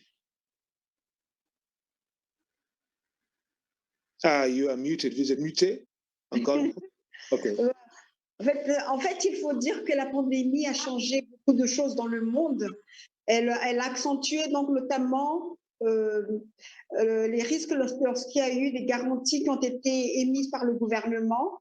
Il y a des retards opérationnels avec des surcoûts. Il y a les pertes de revenus et autres perturbations de la chaîne d'approvisionnement. Même certaines études de faisabilité sont à revoir aujourd'hui, vu le changement du contexte économique, par exemple, dans le, comme a dit tout à l'heure Jemima, dans le secteur du transport aérien. Et de ce fait, on a eu des appels à mise en concurrence donc, qui ont dû être reportés du fait du contexte qui a totalement changé. C'est pourquoi qu'aujourd'hui, au sein de l'unité PPP, on essaie de repenser comment atténuer ces risques dans le futur et le proposer au gouvernement dans ce sens, et surtout réorienter la liste des PPP prioritaires. Et quel secteur donc nous devons favoriser dans ce sens. Il y a aussi de l'autre côté qu'il y a déjà un certain liste de projets qui a été mis par l'équipe de la présidence. Donc, on va essayer de voir donc comment combiner donc cette priorisation. Mais donc pour l'instant, je ne peux pas encore me prononcer sur ces grandes lignes parce qu'il faut qu'on échange d'abord entre nous. Donc en d'autres termes, ce qui est à rechercher, c'est quels sont les bons projets qui pourront créer donc cet espace budgétaire dont a besoin, je dirais, le pays aujourd'hui. Comment redimensionner des projets de telle sorte que les PPCP soient résilients et face aux désastres naturels qui pourraient subvenir dans le futur. Voilà. Thank you very much. Merci, Harry. And yes, so resulting in a significant reappraisal of the projects, and there's a list which you cannot share with us yet, that's fine. But let's see what they're doing in Rwanda. So Emmanuel, have the exogenous shocks, notably the pandemic and associated problems, cause a similar reappraisal in Rwanda? What's happening there? Thank you so much, Henry. I want to check if my voice is not now better. Can you hear me okay? Initially, but do continue. Yes, so I really hope that you can hear me this time. So the pandemic has changed the way Rwanda approaches various projects, and including PPPs. And with PPPs in infrastructure especially, they are the center of Rwanda's economic recovery plans. And at the moment, Rwanda has put in place the Build to Recover initiative, an initiative that has been dubbed Build to Recover, and which really looks at revamping the construction sector, including public-private partnerships in infrastructure projects, and really looks at how to support private investments in infrastructure and other sectors of construction. Now, for Rwanda, really, we have over time developed an institutional framework and regulatory framework for PPPs, but the pandemic has necessitated that there are different solutions that should be designed to be enhanced. Now, and I'll talk about 2 or 3 just for the sake of our time. And the government, through the Ministry of Finance, is currently designing a financing mechanism that is the obstacles to long-term financing of infrastructure projects. By financing of infrastructure projects by local commercial banks, and in some cases, our pension funds. Now, historically, financing of infrastructure project has depended on DFIs, international DFIs, and with really little participation of the local banks. And so, and this has created, the pandemic has shown that there's a lot of uncertainty associated with this, and they're working towards creating solutions that really create the appetite for local commercial banks to come in and also do the financing of these projects, and as well as the social funds as well. The other thing that government is looking on, of course, is to continue strengthening the management of PPPs by increasing standardization and uniformity across PPP contracts. Now, when you have a standardized approach towards PPP contracts, then it becomes easy to monitor them and ensure that they're successful. Over the past period, the only cases of issues that we've had in our PPP contracts, largely Rwanda has the biggest chunk of PPPs has been in energy projects, and really the challenges that we've had in our power projects has been either reluctance to meet operations debt or inefficiency in different areas, and therefore the government is moving towards ensuring that there's a proper monitoring of these contracts so that's something that government is trying to do, and we really hope that with that mechanism enhanced, we should be able to have successful PPPs. Well, management being the key word, and I know from our discussions, Emmanuel, you are very big on management and monitoring, and I think that's something that others should do as well. So thank you for that. I'm going to go back to Jemima, because thinking again of the impact of the pandemic, shouldn't it make us rethink the way we approach PPPs when it comes to better integrating the potential impact of climate change adaptation? We're all thinking about COP26 coming up soon, and or promoting a higher level of social inclusion, because of course, as successive secretaries general have said, no one should be left behind. It's all very well doing a beautiful PPP for a particular piece of infrastructure, and yet only a small percentage of the population can use it. It's a good question and probably an obvious answer. That, for example, the World Bank Group, we have a target of 35% of our financing to have a climate co-benefit in the next 5 years. We want half of that to be in resilience. So supporting resilient infrastructure and resilient communities through infrastructure become a very important part of that. I come from the infrastructure vice presidency, and our financing is going to focus on green, resilient infrastructure development. And in PF specifically, we are looking at this link of a just transition. We know that there will be societies, communities, businesses that will need to transition from, let's say, a more greenhouse gas economy to one that is less, that reduces greenhouse gas emissions, for example. And so, again, supporting that ability to transition. So on the overall framework. What are the parallels to the COVID-19 pandemic, what we've learned, and how do we bring that lesson to climate and social inclusion? I would say the first and most important lesson is avoid unstrategic development, those that are badly planned and unaffordable, unsustainable projects. So I've talked about what had closed despite the pandemic, and you will see that they were well prepared, they were relevant, they were transparently procured, and they focused on resilience of their community. So I think that's the first lesson to emphasize again. One of the challenges that we see on resilience and inclusion with regards PPP is that sometimes from a strictly project perspective, the financial benefits of resilience and inclusion is not obvious because they're couched in terms of loss avoidance, right? So it's not revenue generation. So I think that is an important challenge.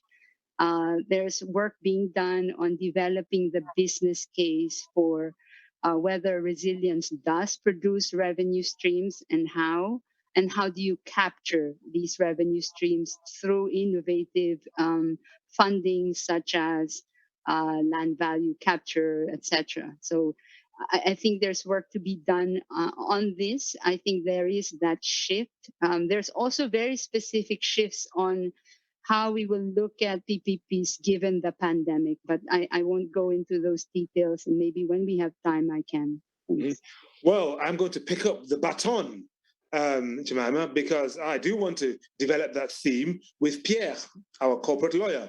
So this rethink that the pandemic has forced upon us in all areas of life, particularly in this sector of industry and PPPs, what do you think the major difference for governments implementing PPP post the pandemic compared to pre the pandemic? What will be the major differences that you expect to see from your vantage point as a corporate lawyer brought in by the ALSF?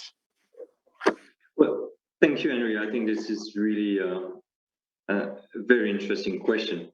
Well, first, let's look at what has changed with the pandemic and what has been the impact of the pandemic on PPPs. We have acknowledged that the pandemic has disturbed the supply chain, and this has had an impact on the procurement of wind turbines or turbines generally, or any kind of material that can be used for the construction of PPPs. So we've seen that this might have had an impact as well on costs, because we can see today that the cost of many raw materials or more industrial equipment has increased. And this obviously will have an impact on some financial models and may have an impact more generally on PPPs. We've seen that the pandemic also has disturbed some projects during the construction phase, when, for example, some workers were quarantined and the construction of project could not go as planned. So again, this is a very concrete impact of the pandemic on some PPP projects. Also, as mentioned by Harry earlier, the demand profile for some infrastructure has changed. So obviously, airports have been vastly impacted by the pandemic, and this needs to be considered. Pre-pandemic, some airport projects had some projections in terms of passengers and retail revenues that obviously need to be rethink and reassessed. While other sectors like telecommunications or healthcare have seen a growth, and maybe some projects which at the time might not have been very attractive by the private sector can now be structured in a different manner and be more attractive to private sector. I think those are definitely some key findings, but I think the general view is that despite the challenges and the consequences of the pandemic, government will continue and are continuing to look at PPPs as a way to recover. And as Emmanuel was saying, many countries are actually looking at PPPs as a way to, as a part of the recovery plan, because this is a way to leverage some finance and to put some money into the economy, especially through construction workers. Let's keep in mind as well that contrary to the 2008 crisis, this time there is no shortfall of liquidity on the market. So we still have plenty of lenders who are willing to lend money, and on the other spectrum we have states and governments who are willing to borrow that money and inject that into projects for real life and for real people to have a job and for the economy to get back on track. So I think the pandemic, in a nutshell, had an impact on PPPs, but PPPs are long-term projects and will keep on moving on the longer spectrum, the long-term spectrum. Pierre, thank you very much. You talk about PPPs being long-term projects, and indeed, yeah, vous avez raison, you are right. However, what should the attitude of governments be then? Because for some governments, they're seen as too long-term a solution. They need, because of the huge deficits that we heard of, that Prima mentioned at the beginning, there's $170 billion needed by 2025. I mean, they're thinking, we need this now, we need this now. So, Harry, I'm going back to you. What techniques can African governments, like your own, implement to speed up PPPs while working efficiently, managing things properly as Emmanuel would demand, and not losing accuracy? Harry. Merci. Effectivement, boucler un projet PPP prend du temps. Et nous, en tant que pays africains, nous voulons aller vite pour combler ce retard en matière d'infrastructure, mais il ne faut pas confondre vitesse et précipitation. De ce fait, il ne faut pas sous-estimer le temps de préparation du projet par l'autorité publique. Donc, il est impératif de définir clairement les exigences et les besoins au préalable afin de faciliter les étapes suivantes et s'associer des expertises, je dirais, expertises adéquates pour mener à bien ce projet. Mais toute cette démarche préalable des BPP, ça nécessite la disponibilité de financement qui sont mobilisables justement immédiatement pour les entreprendre. Parce que rechercher un financement, ça prend du temps, parfois 6 mois, 1 an, tout dépend du projet. Donc, ce que l'unité PPP à Madagascar a négocié actuellement, c'est avoir un fonds de préparation des projets PPP. C'est-à-dire que ce fonds, il va appuyer le gouvernement justement dans le cadre des études pour que ça aille plus vite et que ce fonds soit pérenne. Donc, il y a un certain système donc, à mettre en place par rapport à ce fonds.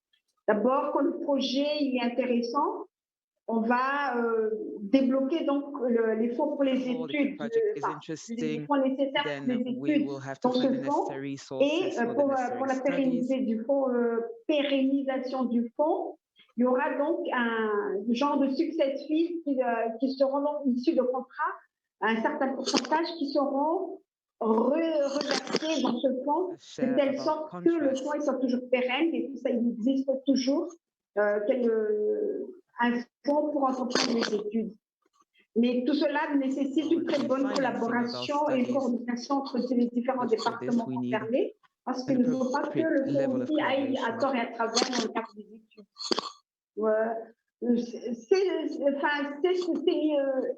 Je dirais, l'option que nous avons trouvée aujourd'hui à Madagascar. Harry, thank you very much indeed. So there's a lot going on there. You're very wedded to these feasibility studies and these funds to try and unblock the pipeline in a way. How does that compare, Emmanuel, with what you're doing in Rwanda? I mean, I often hear at African conferences and events that the Rwandans don't like to waste time. They like to get things done very, very quickly. That's how the culture is developing. So can you talk about that concern about PPPs taking too long, and you have to find ways of accelerating the process toward realization while at the same time not dropping standards of management and monitoring and delivery? Thank you so much, Henry. I would like to say that the issues are many here and could vary from country to country. What we have seen, not only in Rwanda, but even in other African countries, is an issue of governance capacity. So PPP transactions require a high level of sophistication, which is somehow lacking in our countries. And this we do not only see this within governments, but we also see it within the private sector as well. Mm-hmm. So managing PPP contracts, just like the procurement, just like the planning, requires that officers have a sophisticated understanding the dynamics of PPP transactions. And therefore here, from where I stand from, really, I think partners like ALSF and others need to put more effort in developing African capacities to manage these PPP contracts, because they require a level of sophistication which we do not need in some of these other projects. I think that's largely what I say. Mm-hmm. Thank you very much for that. I'll want to hear from our colleagues on that point in a moment. But for now, as we come towards the end of our session, I'm going to ask Jemima about dispute resolution. What considerations should the government take into account and reflect in executing new agreements following the pandemic, which is not yet over, but given the pandemic? Because there are, I can imagine, parties who might say, well, we're not able to fulfill this agreement now, this PPP contract, because of this force majeure, because of this pandemic. What do you think the considerations a government should think of? So PF launched a rapid support facility during the height of COVID, precisely to work with governments on operational PPPs that were undergoing distress. And we saw front and center what was happening. I'm happy to report that around the world, governments and private companies have taken a very pragmatic approach. It's an unexpected phenomenon, and mostly people work together. And so I would say that in relation to dispute resolution, we're seeing a move away from adversarial approach to more proactive and collaborative approach. Now, this is not easy because it requires mature institutions and contracting authorities who are able to navigate, as Emmanuel said, the complexities of the PPP contract. And that's not always the case. There's many implications of the demand drops, for example, on certain provisions, which provisions apply, and then how do you reset? This also speaks to the importance of having a very strong budget governance for PPP and the information systems for managing these contracts. So a few things on the practice note that we launched, summarizing our lessons from the operational PPP assessments or assessing the impacts and supporting governments. Number one, early identification of stress points. So always be monitoring the project, confirming whether you will renegotiate, and therefore reconfirming the value for money proposition at the at the contract that's renegotiated. Thirdly, as I said already, this proactive, collaborative approach, less reliance on strictly the provisions of adversarial approaches in the contract. So exploring ways to support the service to continue to be delivered. But also ensuring that the measures provided, especially for the COVID relief, are indeed time-bound and linked to the COVID, because there may be points of failure that are caused pre-COVID or before COVID, exacerbated by COVID. So what you want to avoid is that there's no windfall to the private partner, or there's no perception of windfall to the private partner, but that it is a fair discussion. So I'll pause there.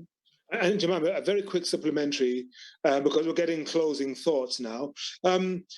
What should the ALSF's primary role be in the current climate? Just a quick thought. I think ALSF has been a fantastic partner to the African ministers, financial ministers, on this rapid support. I think they should continue that. They have this unique relationship with the African finance minister, and I think they can use that also in a way to strengthen the fortitude. So much more advocacy on the fortitude of country systems and actors in infra PPP development. It's not easy. It's going to be long slug. So I think besides the transactions by transaction support, I think there's room for dialogue to keep the eye on the prize of building capacity and institutions. Thank you very much, Jemima. Pierre, thoughts? The role of ALSF going forward, what should it be in the current climate? I think ALSF had a fantastic role, as Jemima has just mentioned, and should keep on working this way. Also, we understand that the pandemic might trigger some recovery plans from states using PPPs, and I'm sure ALSF will stand by with Ministry of Finance across the continent to support them in that effort if required. I have complete confidence in that respect. Thank you, Pierre. Harry, your thoughts, please, closing thoughts on this.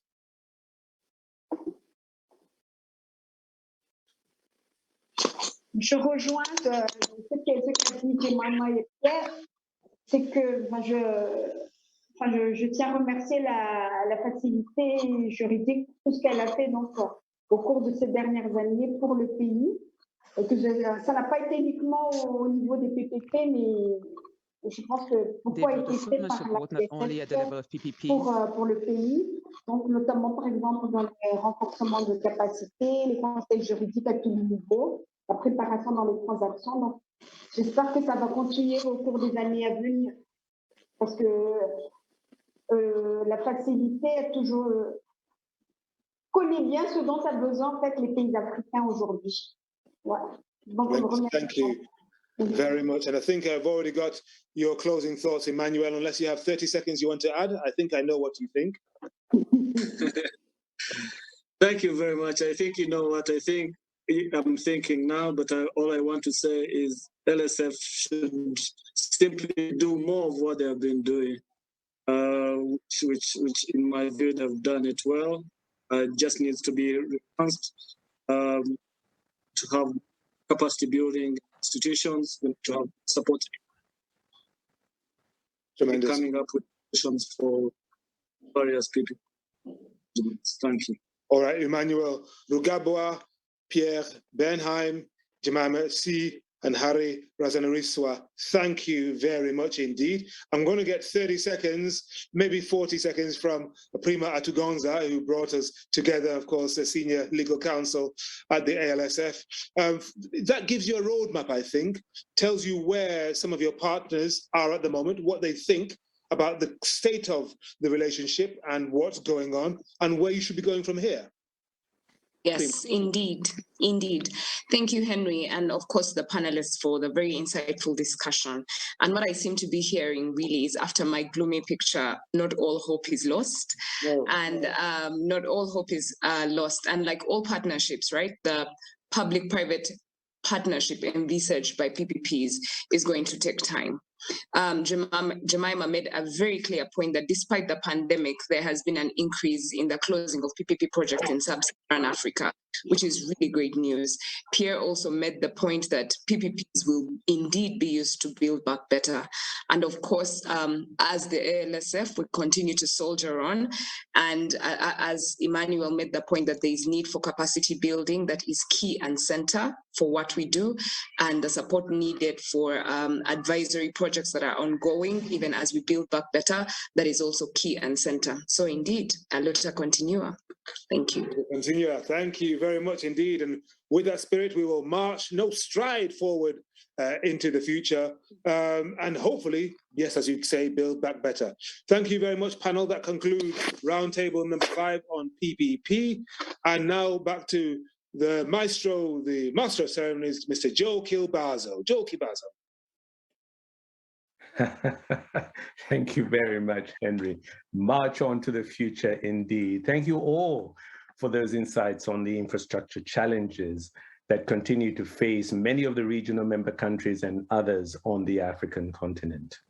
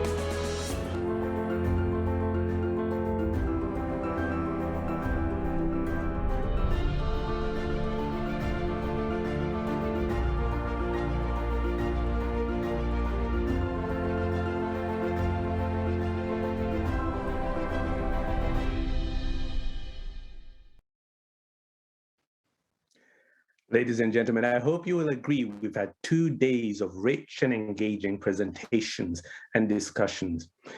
We come now to the closing remarks. And first, I will call upon Mr. Stephen Karangizi, the Africa Legal Support Facility Director and Chief Executive Officer. He will be followed by Madame Eva Jala, the Chairperson of the ALSF Management Board. Over to you, Stephen.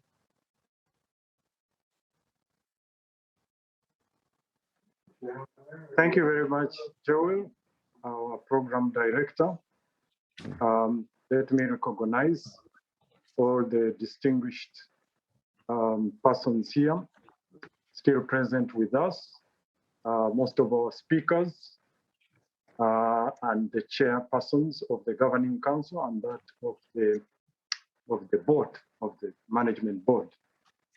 Let me say that I was not sure that in 2 days we could cover so much, and I am pleasantly surprised that we cover so much and reflects the breadth, but not the whole breadth of what we do.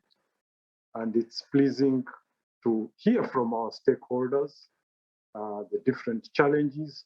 I think that this has also given us an opportunity to think afresh as to what we do. It's also important to reflect back and recall that when we started, we actually started operating only 10.5 years ago. Although the institution had been in place, the treaty had come into place 3 years before, we only started operating 2 years before that in 2010. And at the time we started, while it was a brilliant idea, converting it into a functional vehicle for development was difficult, as there existed many opportunities, but also many challenges. This was because, first of all, legal services were never considered as a development tool, not least because the public opinion of lawyers has always been of them as being only profit-oriented. And I think we have changed that.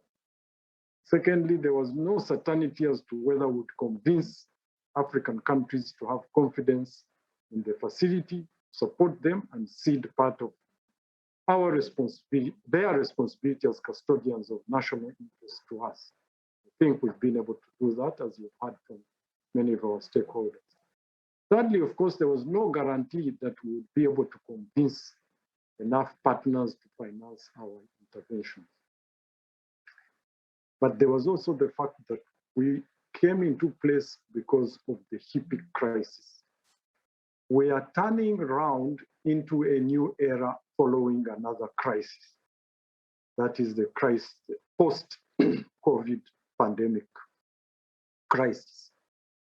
So because we were able to assist the countries face the challenges that came out of the HIPIC crisis, I'm almost certain that we shall be able to assist them post-HIPIC, post-COVID crisis with the similar kind of challenges. Because the HIPIC crisis had brought about numerous vulture funds, which had exposed the weakness in the governance systems of our countries in many of these areas we are talking about. This dream has been possible, or we've been able to actualize that dream, the ALSF dream, for very many reasons. I think the most important are the governance institutions we've had, the Governing Council, the Management Board. We've always had leaders for those institutions who have the focus and desire to see this dream through. Apart from the leaders, the members of those institutions have always been committed, going out of their way to assist us. Mentioning one name is a mistake because almost all of them have been committed, and whenever we call on them, they've always been available.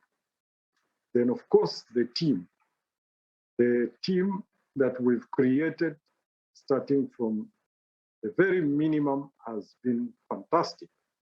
Each of them has been given an opportunity to bring something to the table. I've seen many of them making contributions this week. Having a young team has made sure that we remained innovative, because any institution that is not innovative will not survive for long. By the time COVID hit, we probably might be the only institution that could have worked 100% online and had been doing that for almost 8 years from 2012, when we adopted the use of a software that enabled us to work online anywhere in the world at any time. Subsequently, we also had innovative tools such as the Academy, a recently introduced management information system, financing instruments, and many others. All these have been brought to the table by the team themselves. And the same team has enabled us to have these 2 days successfully reflect on what we have done and going forward, what we need to do. So with those few words, I also need to recall that we have used the last 2 years with the board and the governing council to start a succession process for the facility to ensure that what we have started continues in the same, with the same energy and focus and vision. I am glad to inform you that that process was completed in May this year, enabling us to select Olivier, who was on one of the panels yesterday, as the next CEO that will immediately take over after him. He comes with a lot of continental experience. I am sure he should be able to continue in the same breath. Wish him the best in that endeavor.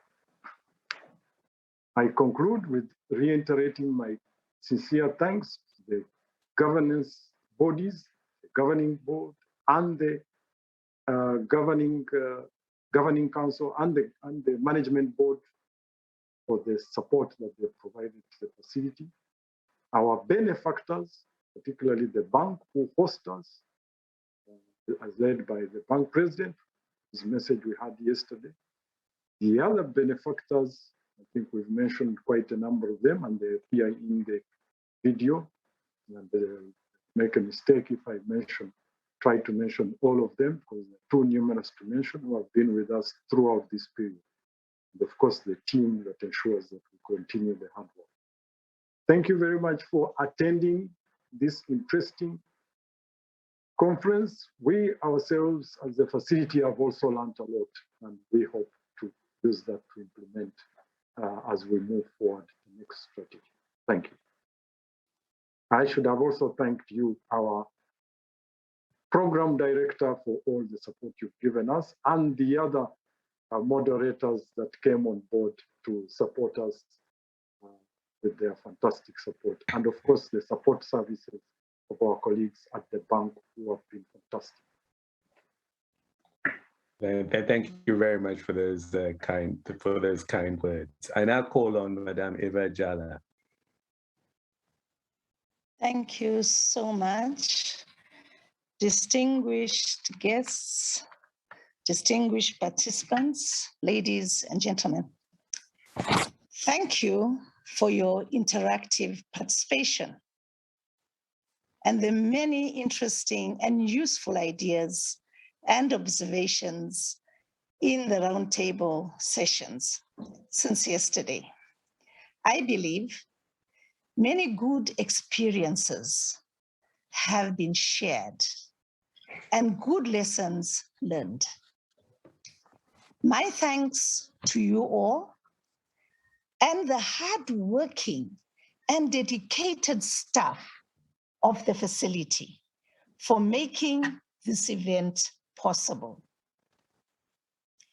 I am most grateful to our speakers and the participants at large for their remarks and interventions, which have made this event such a success.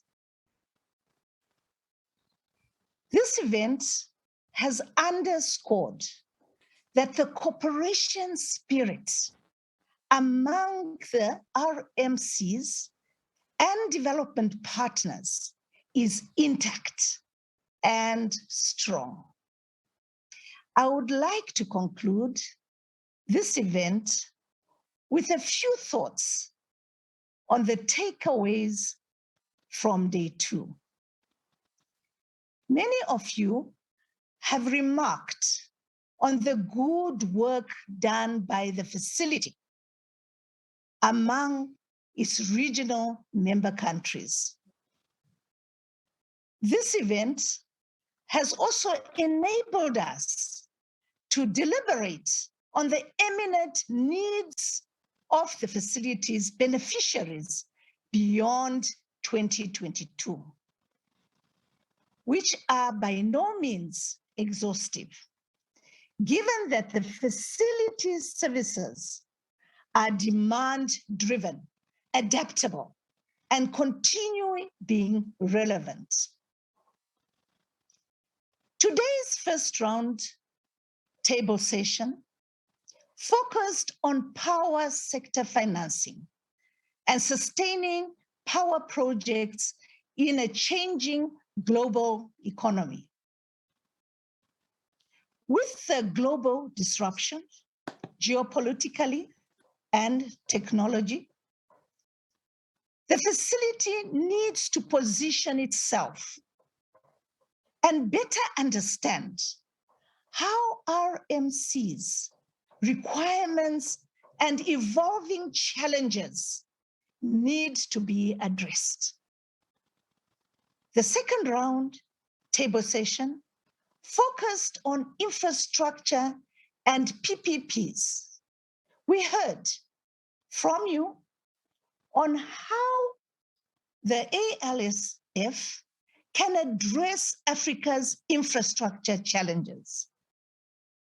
We also discussed the emerging trends in PPPs, especially in the light of building back better post-pandemic regional and cross-border projects, including addressing legal and technical capacity needs of RMCs and mainstreaming ALSF cross-cutting issues in projects. Finally, on behalf of the facility, I am truly satisfied that we were able to experience so many examples of the facility's accomplishments and innovative solutions towards achieving sustainable legal capacity in Africa. This will inspire the facility to continue to scale up its operations and business models, including providing applicable and viable best practices in all its activities on the continent. Hopefully, the fruitful dialogue and networks will be useful to you as they are to the facility.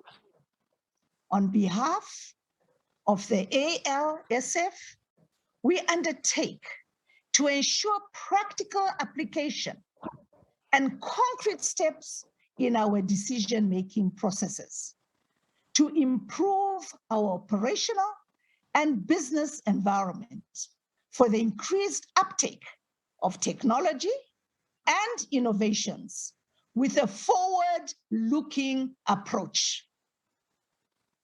The ALSF stands prepared and is well equipped to support ambitious African initiatives, focusing on inclusive and sustainable legal capacity building and technical assistance.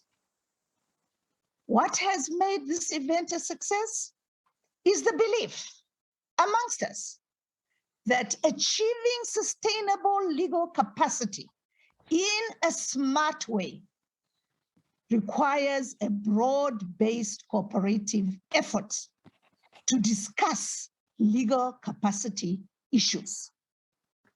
Let me wish all present at this event enthusiasm, shared trust, and resolve towards achieving a better ALSF for Africa and indeed globally.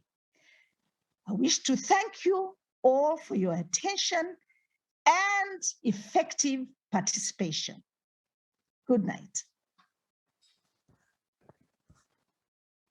And thank you very much for those words, Madam Eve Jala, and of course, those coming from the director, Steve Karangizi. Now, you might have seen on the program that those were the closing statements, but I promise you, we do have one more session, and that's a much more fun session coming up. That's coming up next.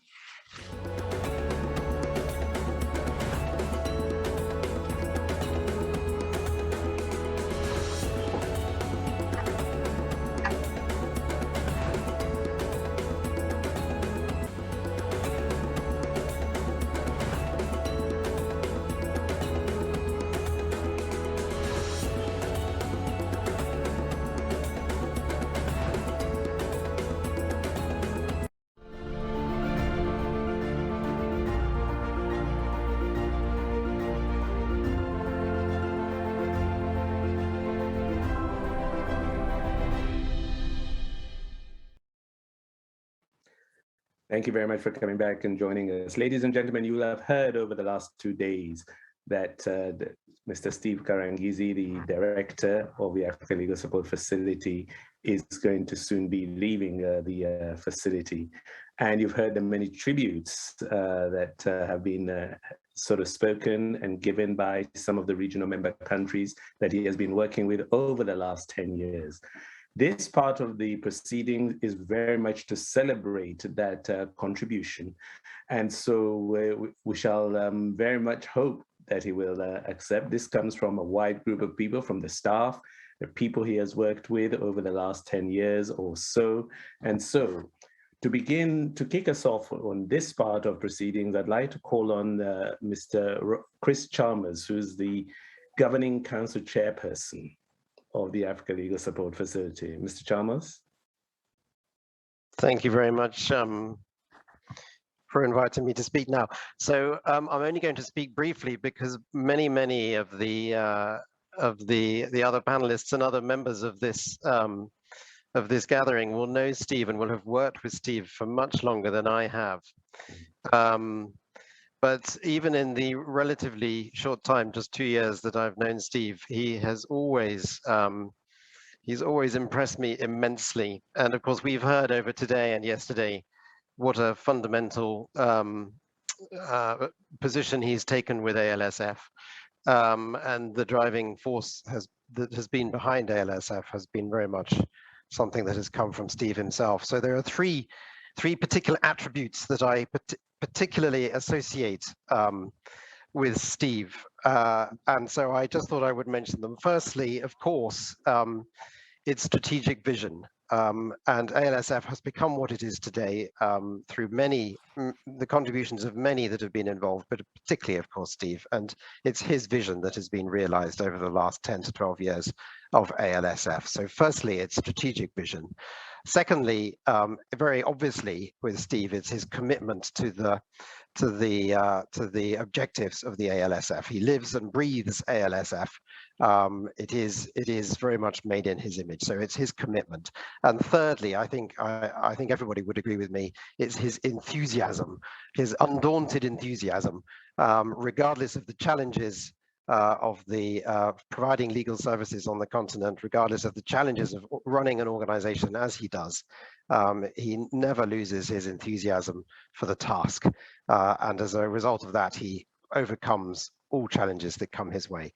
So he has large shoes to fill, but he has done an amazing job. And on behalf of the Governing Council, I would certainly like to thank him very much and wish him all the very best for whatever he may choose to do in the future. Thank you very much.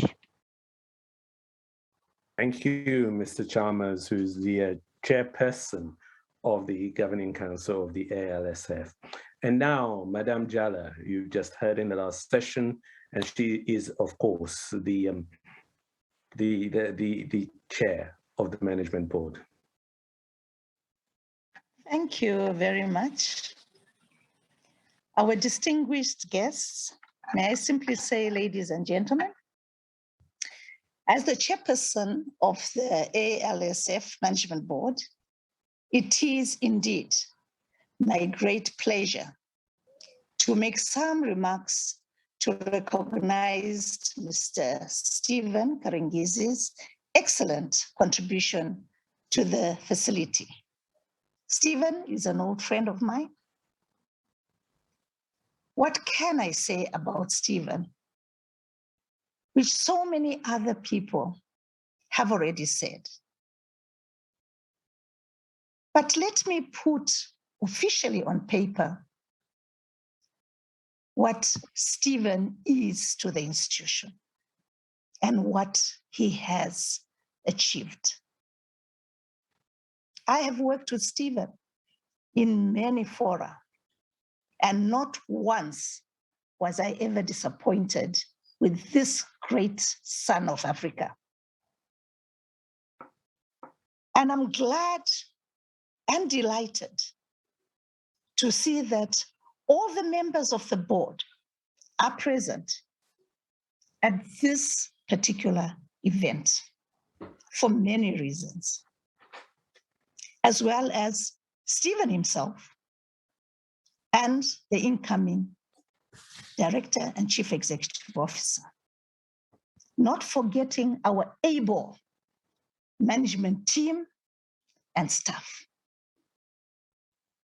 I wish to thank you all for taking the time to be available today. Your presence is highly appreciated.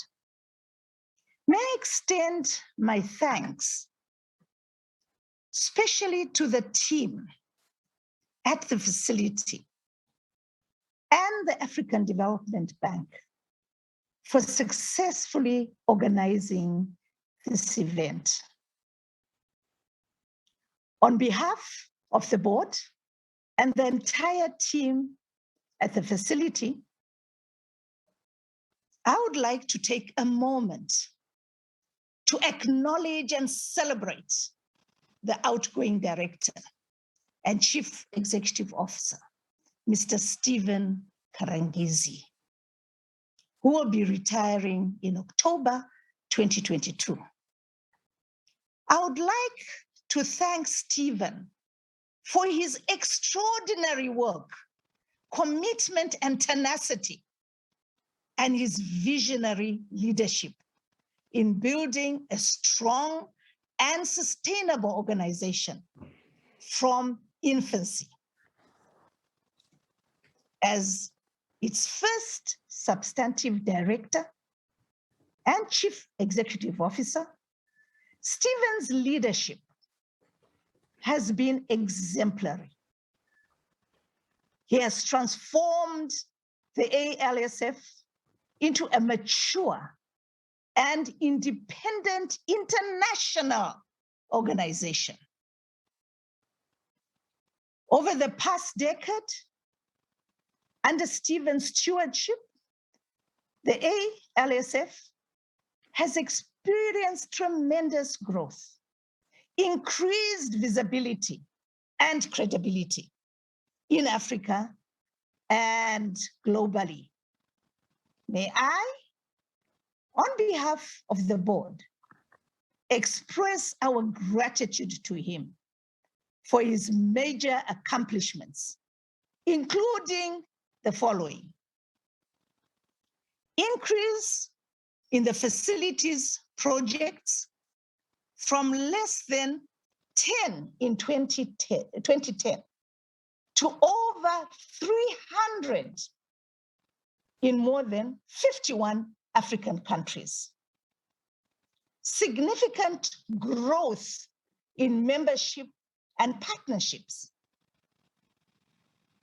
Building a strong and competent team that holds a great passion for what they do and the institution they serve. Mobilization of over $110 million to support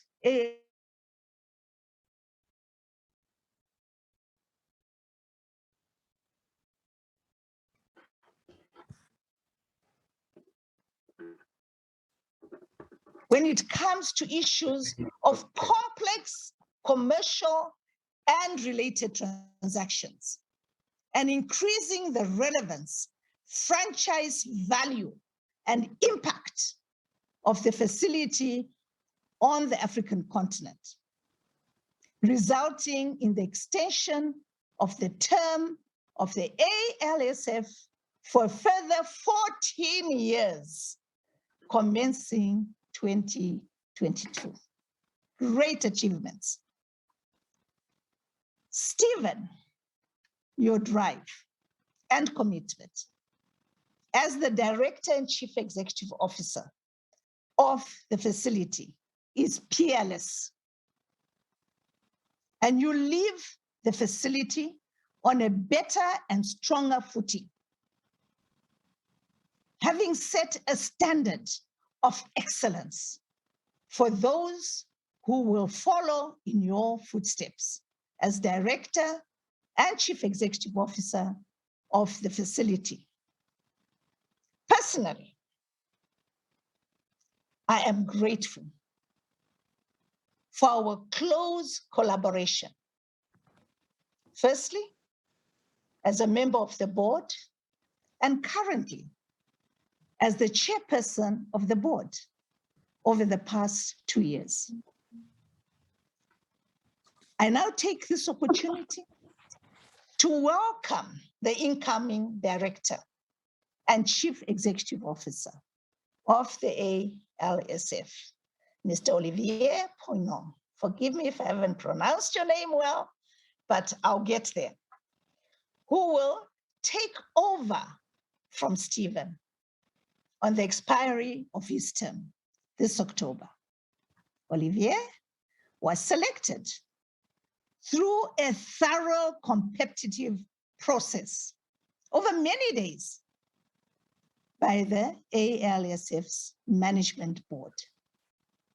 We look forward to working with you, Olivier, for further advancement and broadening the ALSF's services within Africa and indeed globally. The focus for the ALSF is to continue delivering ambitious services with integrity, impact, agility, and of relevance, and adding value for its members and other stakeholders. I am indeed confident that under Olivier's leadership, the ALSF is well equipped to achieving great success. I thank you all. Good night. Thank you very much, Madame Eve Dalla, for those inspiring words, the words of appreciation of Steve Karangizi, and of course, you're welcome to the incoming Director and Chief Executive of the ALSF. I'd now like to call upon the Corporate Secretary of the Africa Legal Support Facility, Carmen Ferrer da Costa. Is she with us? Carmen? No? I don't see her. Okay. Instead, I'd like to call on Maud Valley, who's the Head of Operations at the Africa Legal Support Facility. Maud. Thank you. Thank you. Steve, it is always very challenging to speak after so many moving speeches, but there is no doubt that all these testimonies are just a sign of great gratitude from all of us and our appreciation for all the years that you have spent at the ALSF. So I will add my voice to those who have already spoken to express how all these years of working with you continues to inspire me even to today. What the ALSF has achieved under your leadership is immense, and it has already been mentioned previously by the chair of our management board. But when you arrived at the ALSF, there were no more than 5 approved projects. In just 10 years, you have enabled what was once a nation's international organization to grow its resource base to over $100 million and to provide support to African countries through nearly 300 approved projects. Much more than these figures, though, what I remember above all is a great leader who knew how to position the ALSF as a major player in the development world, at Africa's service, and to strengthen the legal capacities of thousands of government officials and professionals across the continent. It is a task that you have accomplished with humility, patience, and dedication. Thanks to your in-depth knowledge of the continent, your legendary composure, and your persistent diplomacy, you have always known how to skillfully handle the most sensitive, often political situations. Beyond these strong qualities, however, which have been powerful lessons for me on how to become a better professional, yes, including patience, I will also remember a very human manager who cares about the well-being of his employees. As soon as I arrived at the ALSF, what immediately appealed to me was your management style.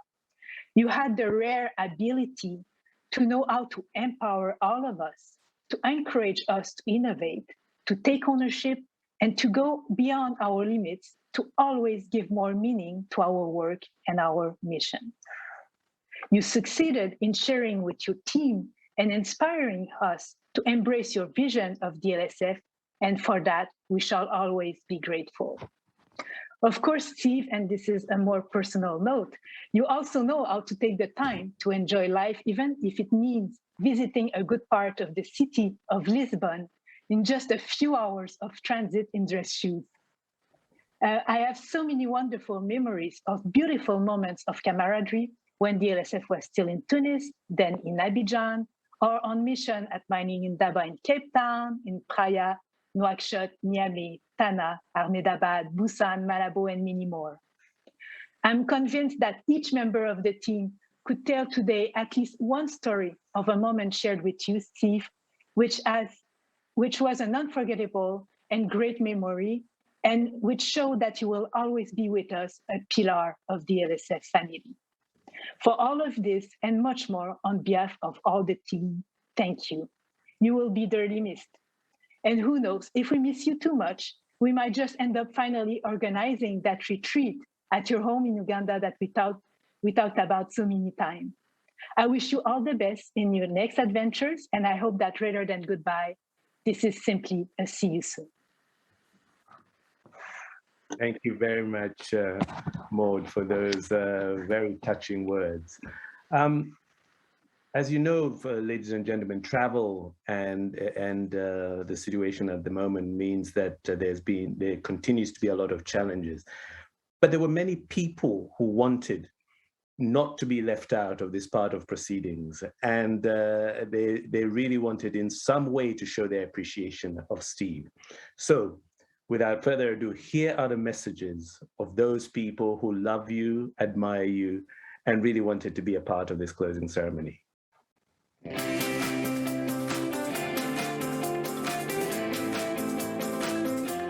Hello, Steve. Wow. Your name is almost synonymous with ALSF. For almost a decade, I had a great privilege of working with you on ALSF matters. And what a pleasure it was to know you, first of all, and to have had the opportunity to work with you. You've brought ALSF to great heights, that's well documented. The recent further extension, 14-year extension in the mandate of ALSF is a further testimony to your leadership and to all the things you have done to increase the confidence of all stakeholders in ALSF. So congratulations, well done, a race very well run. As you prepare to retire, and I know when we worked together for all these years, you were used to seeing me in a suit and a tie. But for this retirement message, and as I welcome you to the community of the retired, but not tired, I thought it would be appropriate to do this in more relaxing clothes and environment.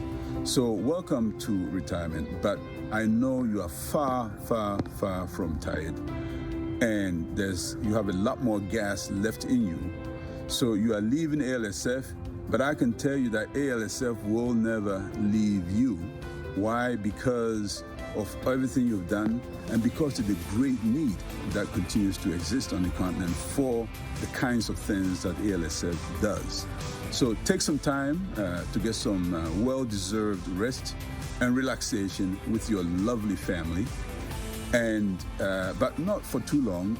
And hope to see you around the continent, assisting countries with the kinds of services that they need to get the most out of their natural resources.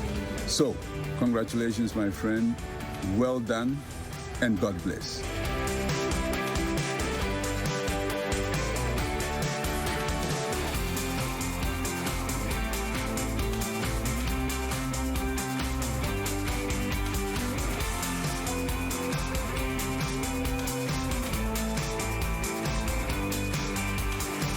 On behalf of the federal government of Somalia and the Federal Ministry of Finance, I like to bid my farewell to my brother and my colleague, Mr. Stephen Karangizi, the director and the CEO of the ALSF, the Africa Legal Support Facility.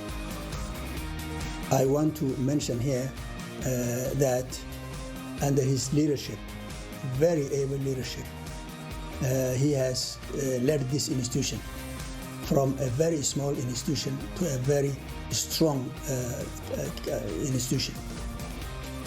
We want to thank him for the support that this institution under his able leadership has given to Somalia as we move it forward and as we continue through the HIPIC initiative. It is the consultants that recruited by and hired by this institution that helped us negotiate the debt relief, which came to a closure, at least reaching the decision point on the 31st of the year 2020. The leadership of this institution continues to assist our debt management unit, and because of that, the debt management unit today is an extremely important and very useful tool for us to negotiate and continue working with the international community as far as debt reconciliation and debt negotiations are concerned. I want to wish you very well, Stephen, and life goes on beyond retirement. We welcome you to the world of retirees, and we will talk to you later. Thank you very much. Take care.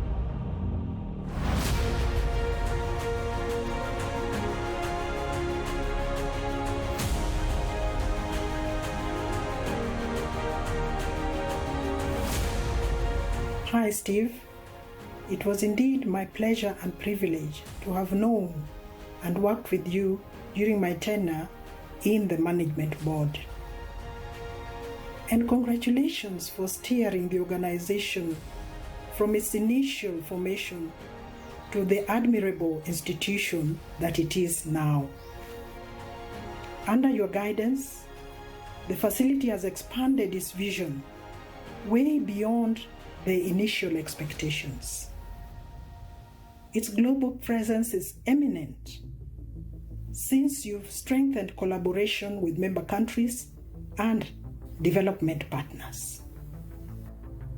I personally valued your support and guidance during my tenure as a member of the board and later on as chairperson. Your leadership style inspired and motivated the staff to attain their full potential. And for that reason, even as you move to the next level, you are leaving behind a team that is strong, a team that is cohesive, and a team that is ready to steer the facility in the next phase. I wish you all the best in the future. Thank you very much.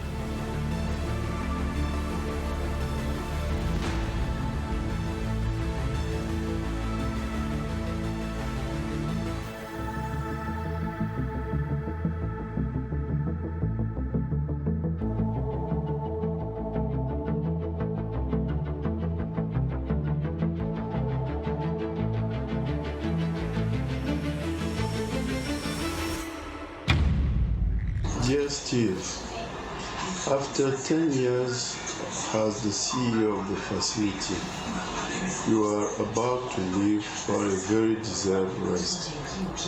I wish to take this opportunity to thank you for your commitment to the development of Africa. As a former member and chairperson of the management board of the facility, it was for me a great pleasure to assist you, and I wish also to thank you for your leadership. Go, brother, go, my dear friend, and take care.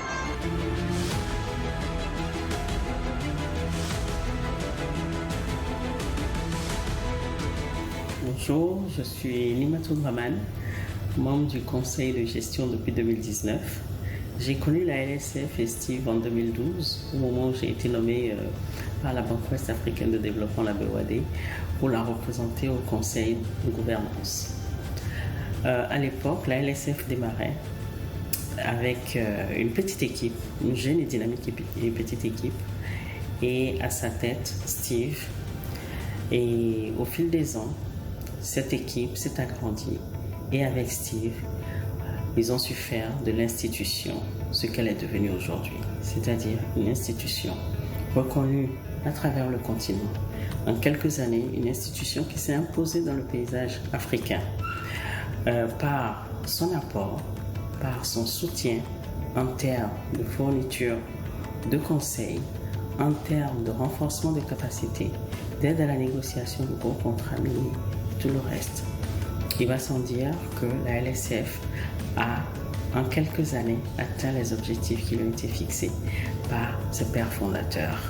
Et tout cela grâce au leadership avéré de Steve, sa compétence.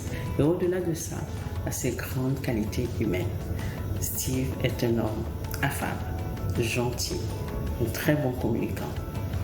À côté de Steve, depuis presque 9 ans, j'ai appris la patience, la courtoisie et beaucoup de diplomatie.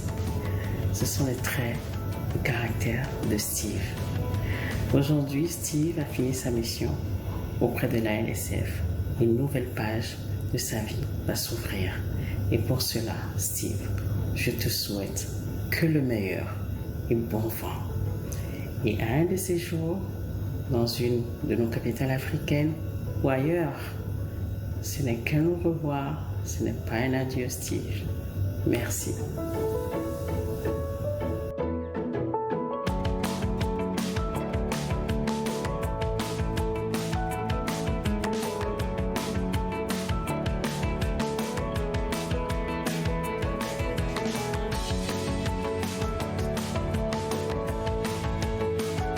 Dear Steve, on this occasion, I'm happy to say a few words to you from me here in Oslo. Thank you for having laid the foundation for a strong partnership between the ALSF and Norway. You have been an important part of this. On a personal note, I wish to thank you for inspiring leadership and contributions at so many levels. It has been a great privilege to work with you and to learn from you. I wish you all the best as you embark on new challenges. Do not forget your friends in Oslo. Please stay in touch. Thank you, Steve, and all the very best from us, Christine.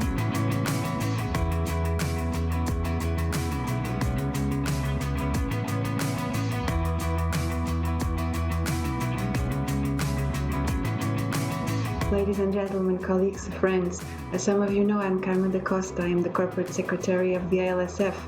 Whereas I am sad to bid farewell to Steve, I am also pleased to be able to contribute to this team effort, expressing how much we appreciated working with him as the ALSF Director. Dear Steve, since you took office in 2011, the ALSF witnessed a remarkable growth in terms of operations and results. As an institution, the ALSF became more effective and cemented the confidence of donors, while also increasing its membership from 42 to 60 in 2021. In these 10 years that we have worked together, I have had the privilege of learning from your experience and wisdom in international affairs and legal capacity matters in Africa, so crucial for the future of the continent. I have always been inspired by your strategic thinking and positive attitude when dealing with ALSF aspirations. On behalf of the team, I would like to thank you for the unlimited efforts throughout these years to enhance the profile of our institution. I wish you all the success and happiness in your next adventures.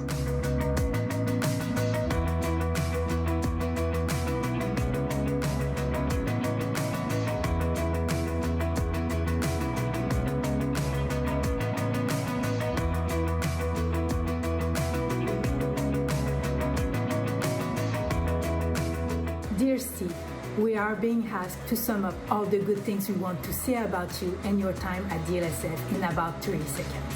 It is mission impossible for a person of your stature and whose imprint on the future of the ALSF will never fade. But I will try, because in reality it can be summarized in 2 words. Thank you. Thank you for inspiring us day after day. Thank you for creating all the conditions necessary to surpass the expectation of ourselves in the one and only goal of seeing the ALSF succeed and achieve its mission. Thank you for always staying the course and for bringing us closer to this horizon, less and less distant of a continent with strengthened legal capacities. Thank you. It has been a great honor to collaborate under your leadership all these years, and I wish you all the best in the next chapter of your life.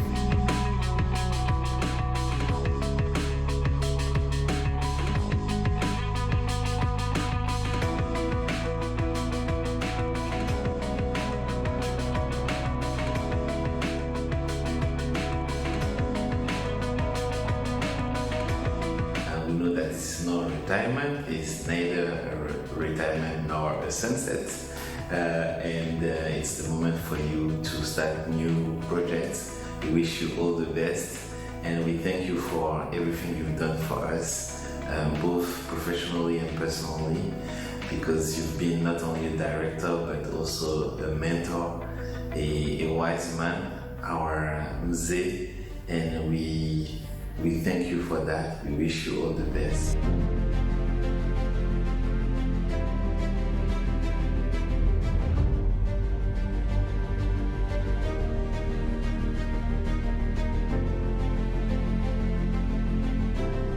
Dear Steve, thank you for your guidance, your wisdom throughout the years. It was really an honor to work alongside you. We, myself and the team, are all extremely proud of where you led the facility and of the impact and the role that this institution has on the continent. It is with sadness that we see you go, but with great pride that we take the time to acknowledge your achievement.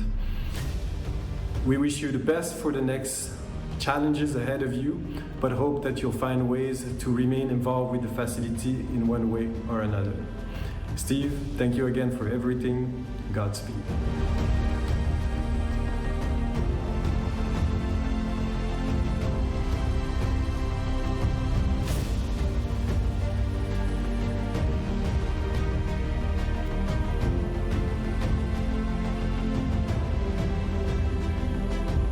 Steve, my Oga, I just wanted to say thank you for the opportunity you gave to me following our meeting in Marrakesh in 2013. Working alongside you has been both aspirational and inspirational. I have learned so much from you, which has put me in good stead throughout my time at the facility, and I will carry with me for the remainder of my career. In particular, your willingness to listen to every opinion in the room before offering guidance. Watching the meteoric rise of the ALSF under your stewardship has been phenomenal. You leave an indelible footprint which will help to chart the facility's future. Thank you, Steve. We are in your debt. I know you're retiring, but I'm sure I will continue to reach out to you for that guidance, as will many others. You are, Steve, the elder statesman of the ALSF. I wish you all the best for your future. God bless.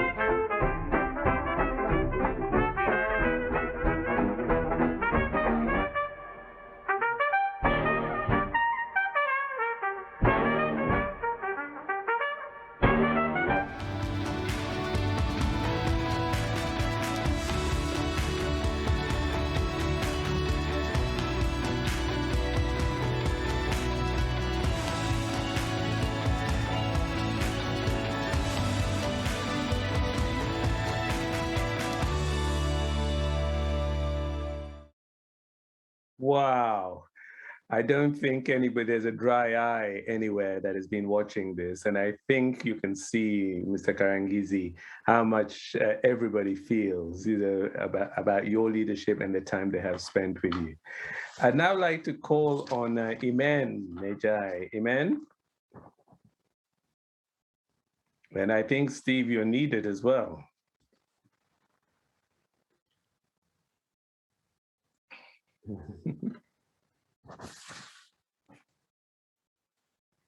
You and we miss you. Thank you very much. Thank you, Steve.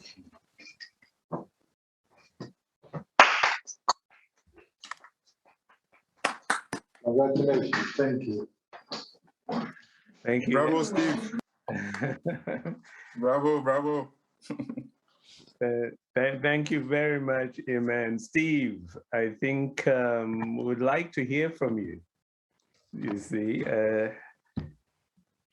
can you hear us? Yeah. Yes. Thank you very much. Thank you very much, Joel. This is a very difficult moment. You wish it never comes. First of all, the words which have been said, and it's fantastic for the 10 years to have made such fantastic relationships. I've really enjoyed myself, the governing council members, the board members, past and present. Some with a sense of humor, like the one which ended there. We will miss our banter with the team. And then, of course, the team. But before I get to that, there's also the bank colleagues.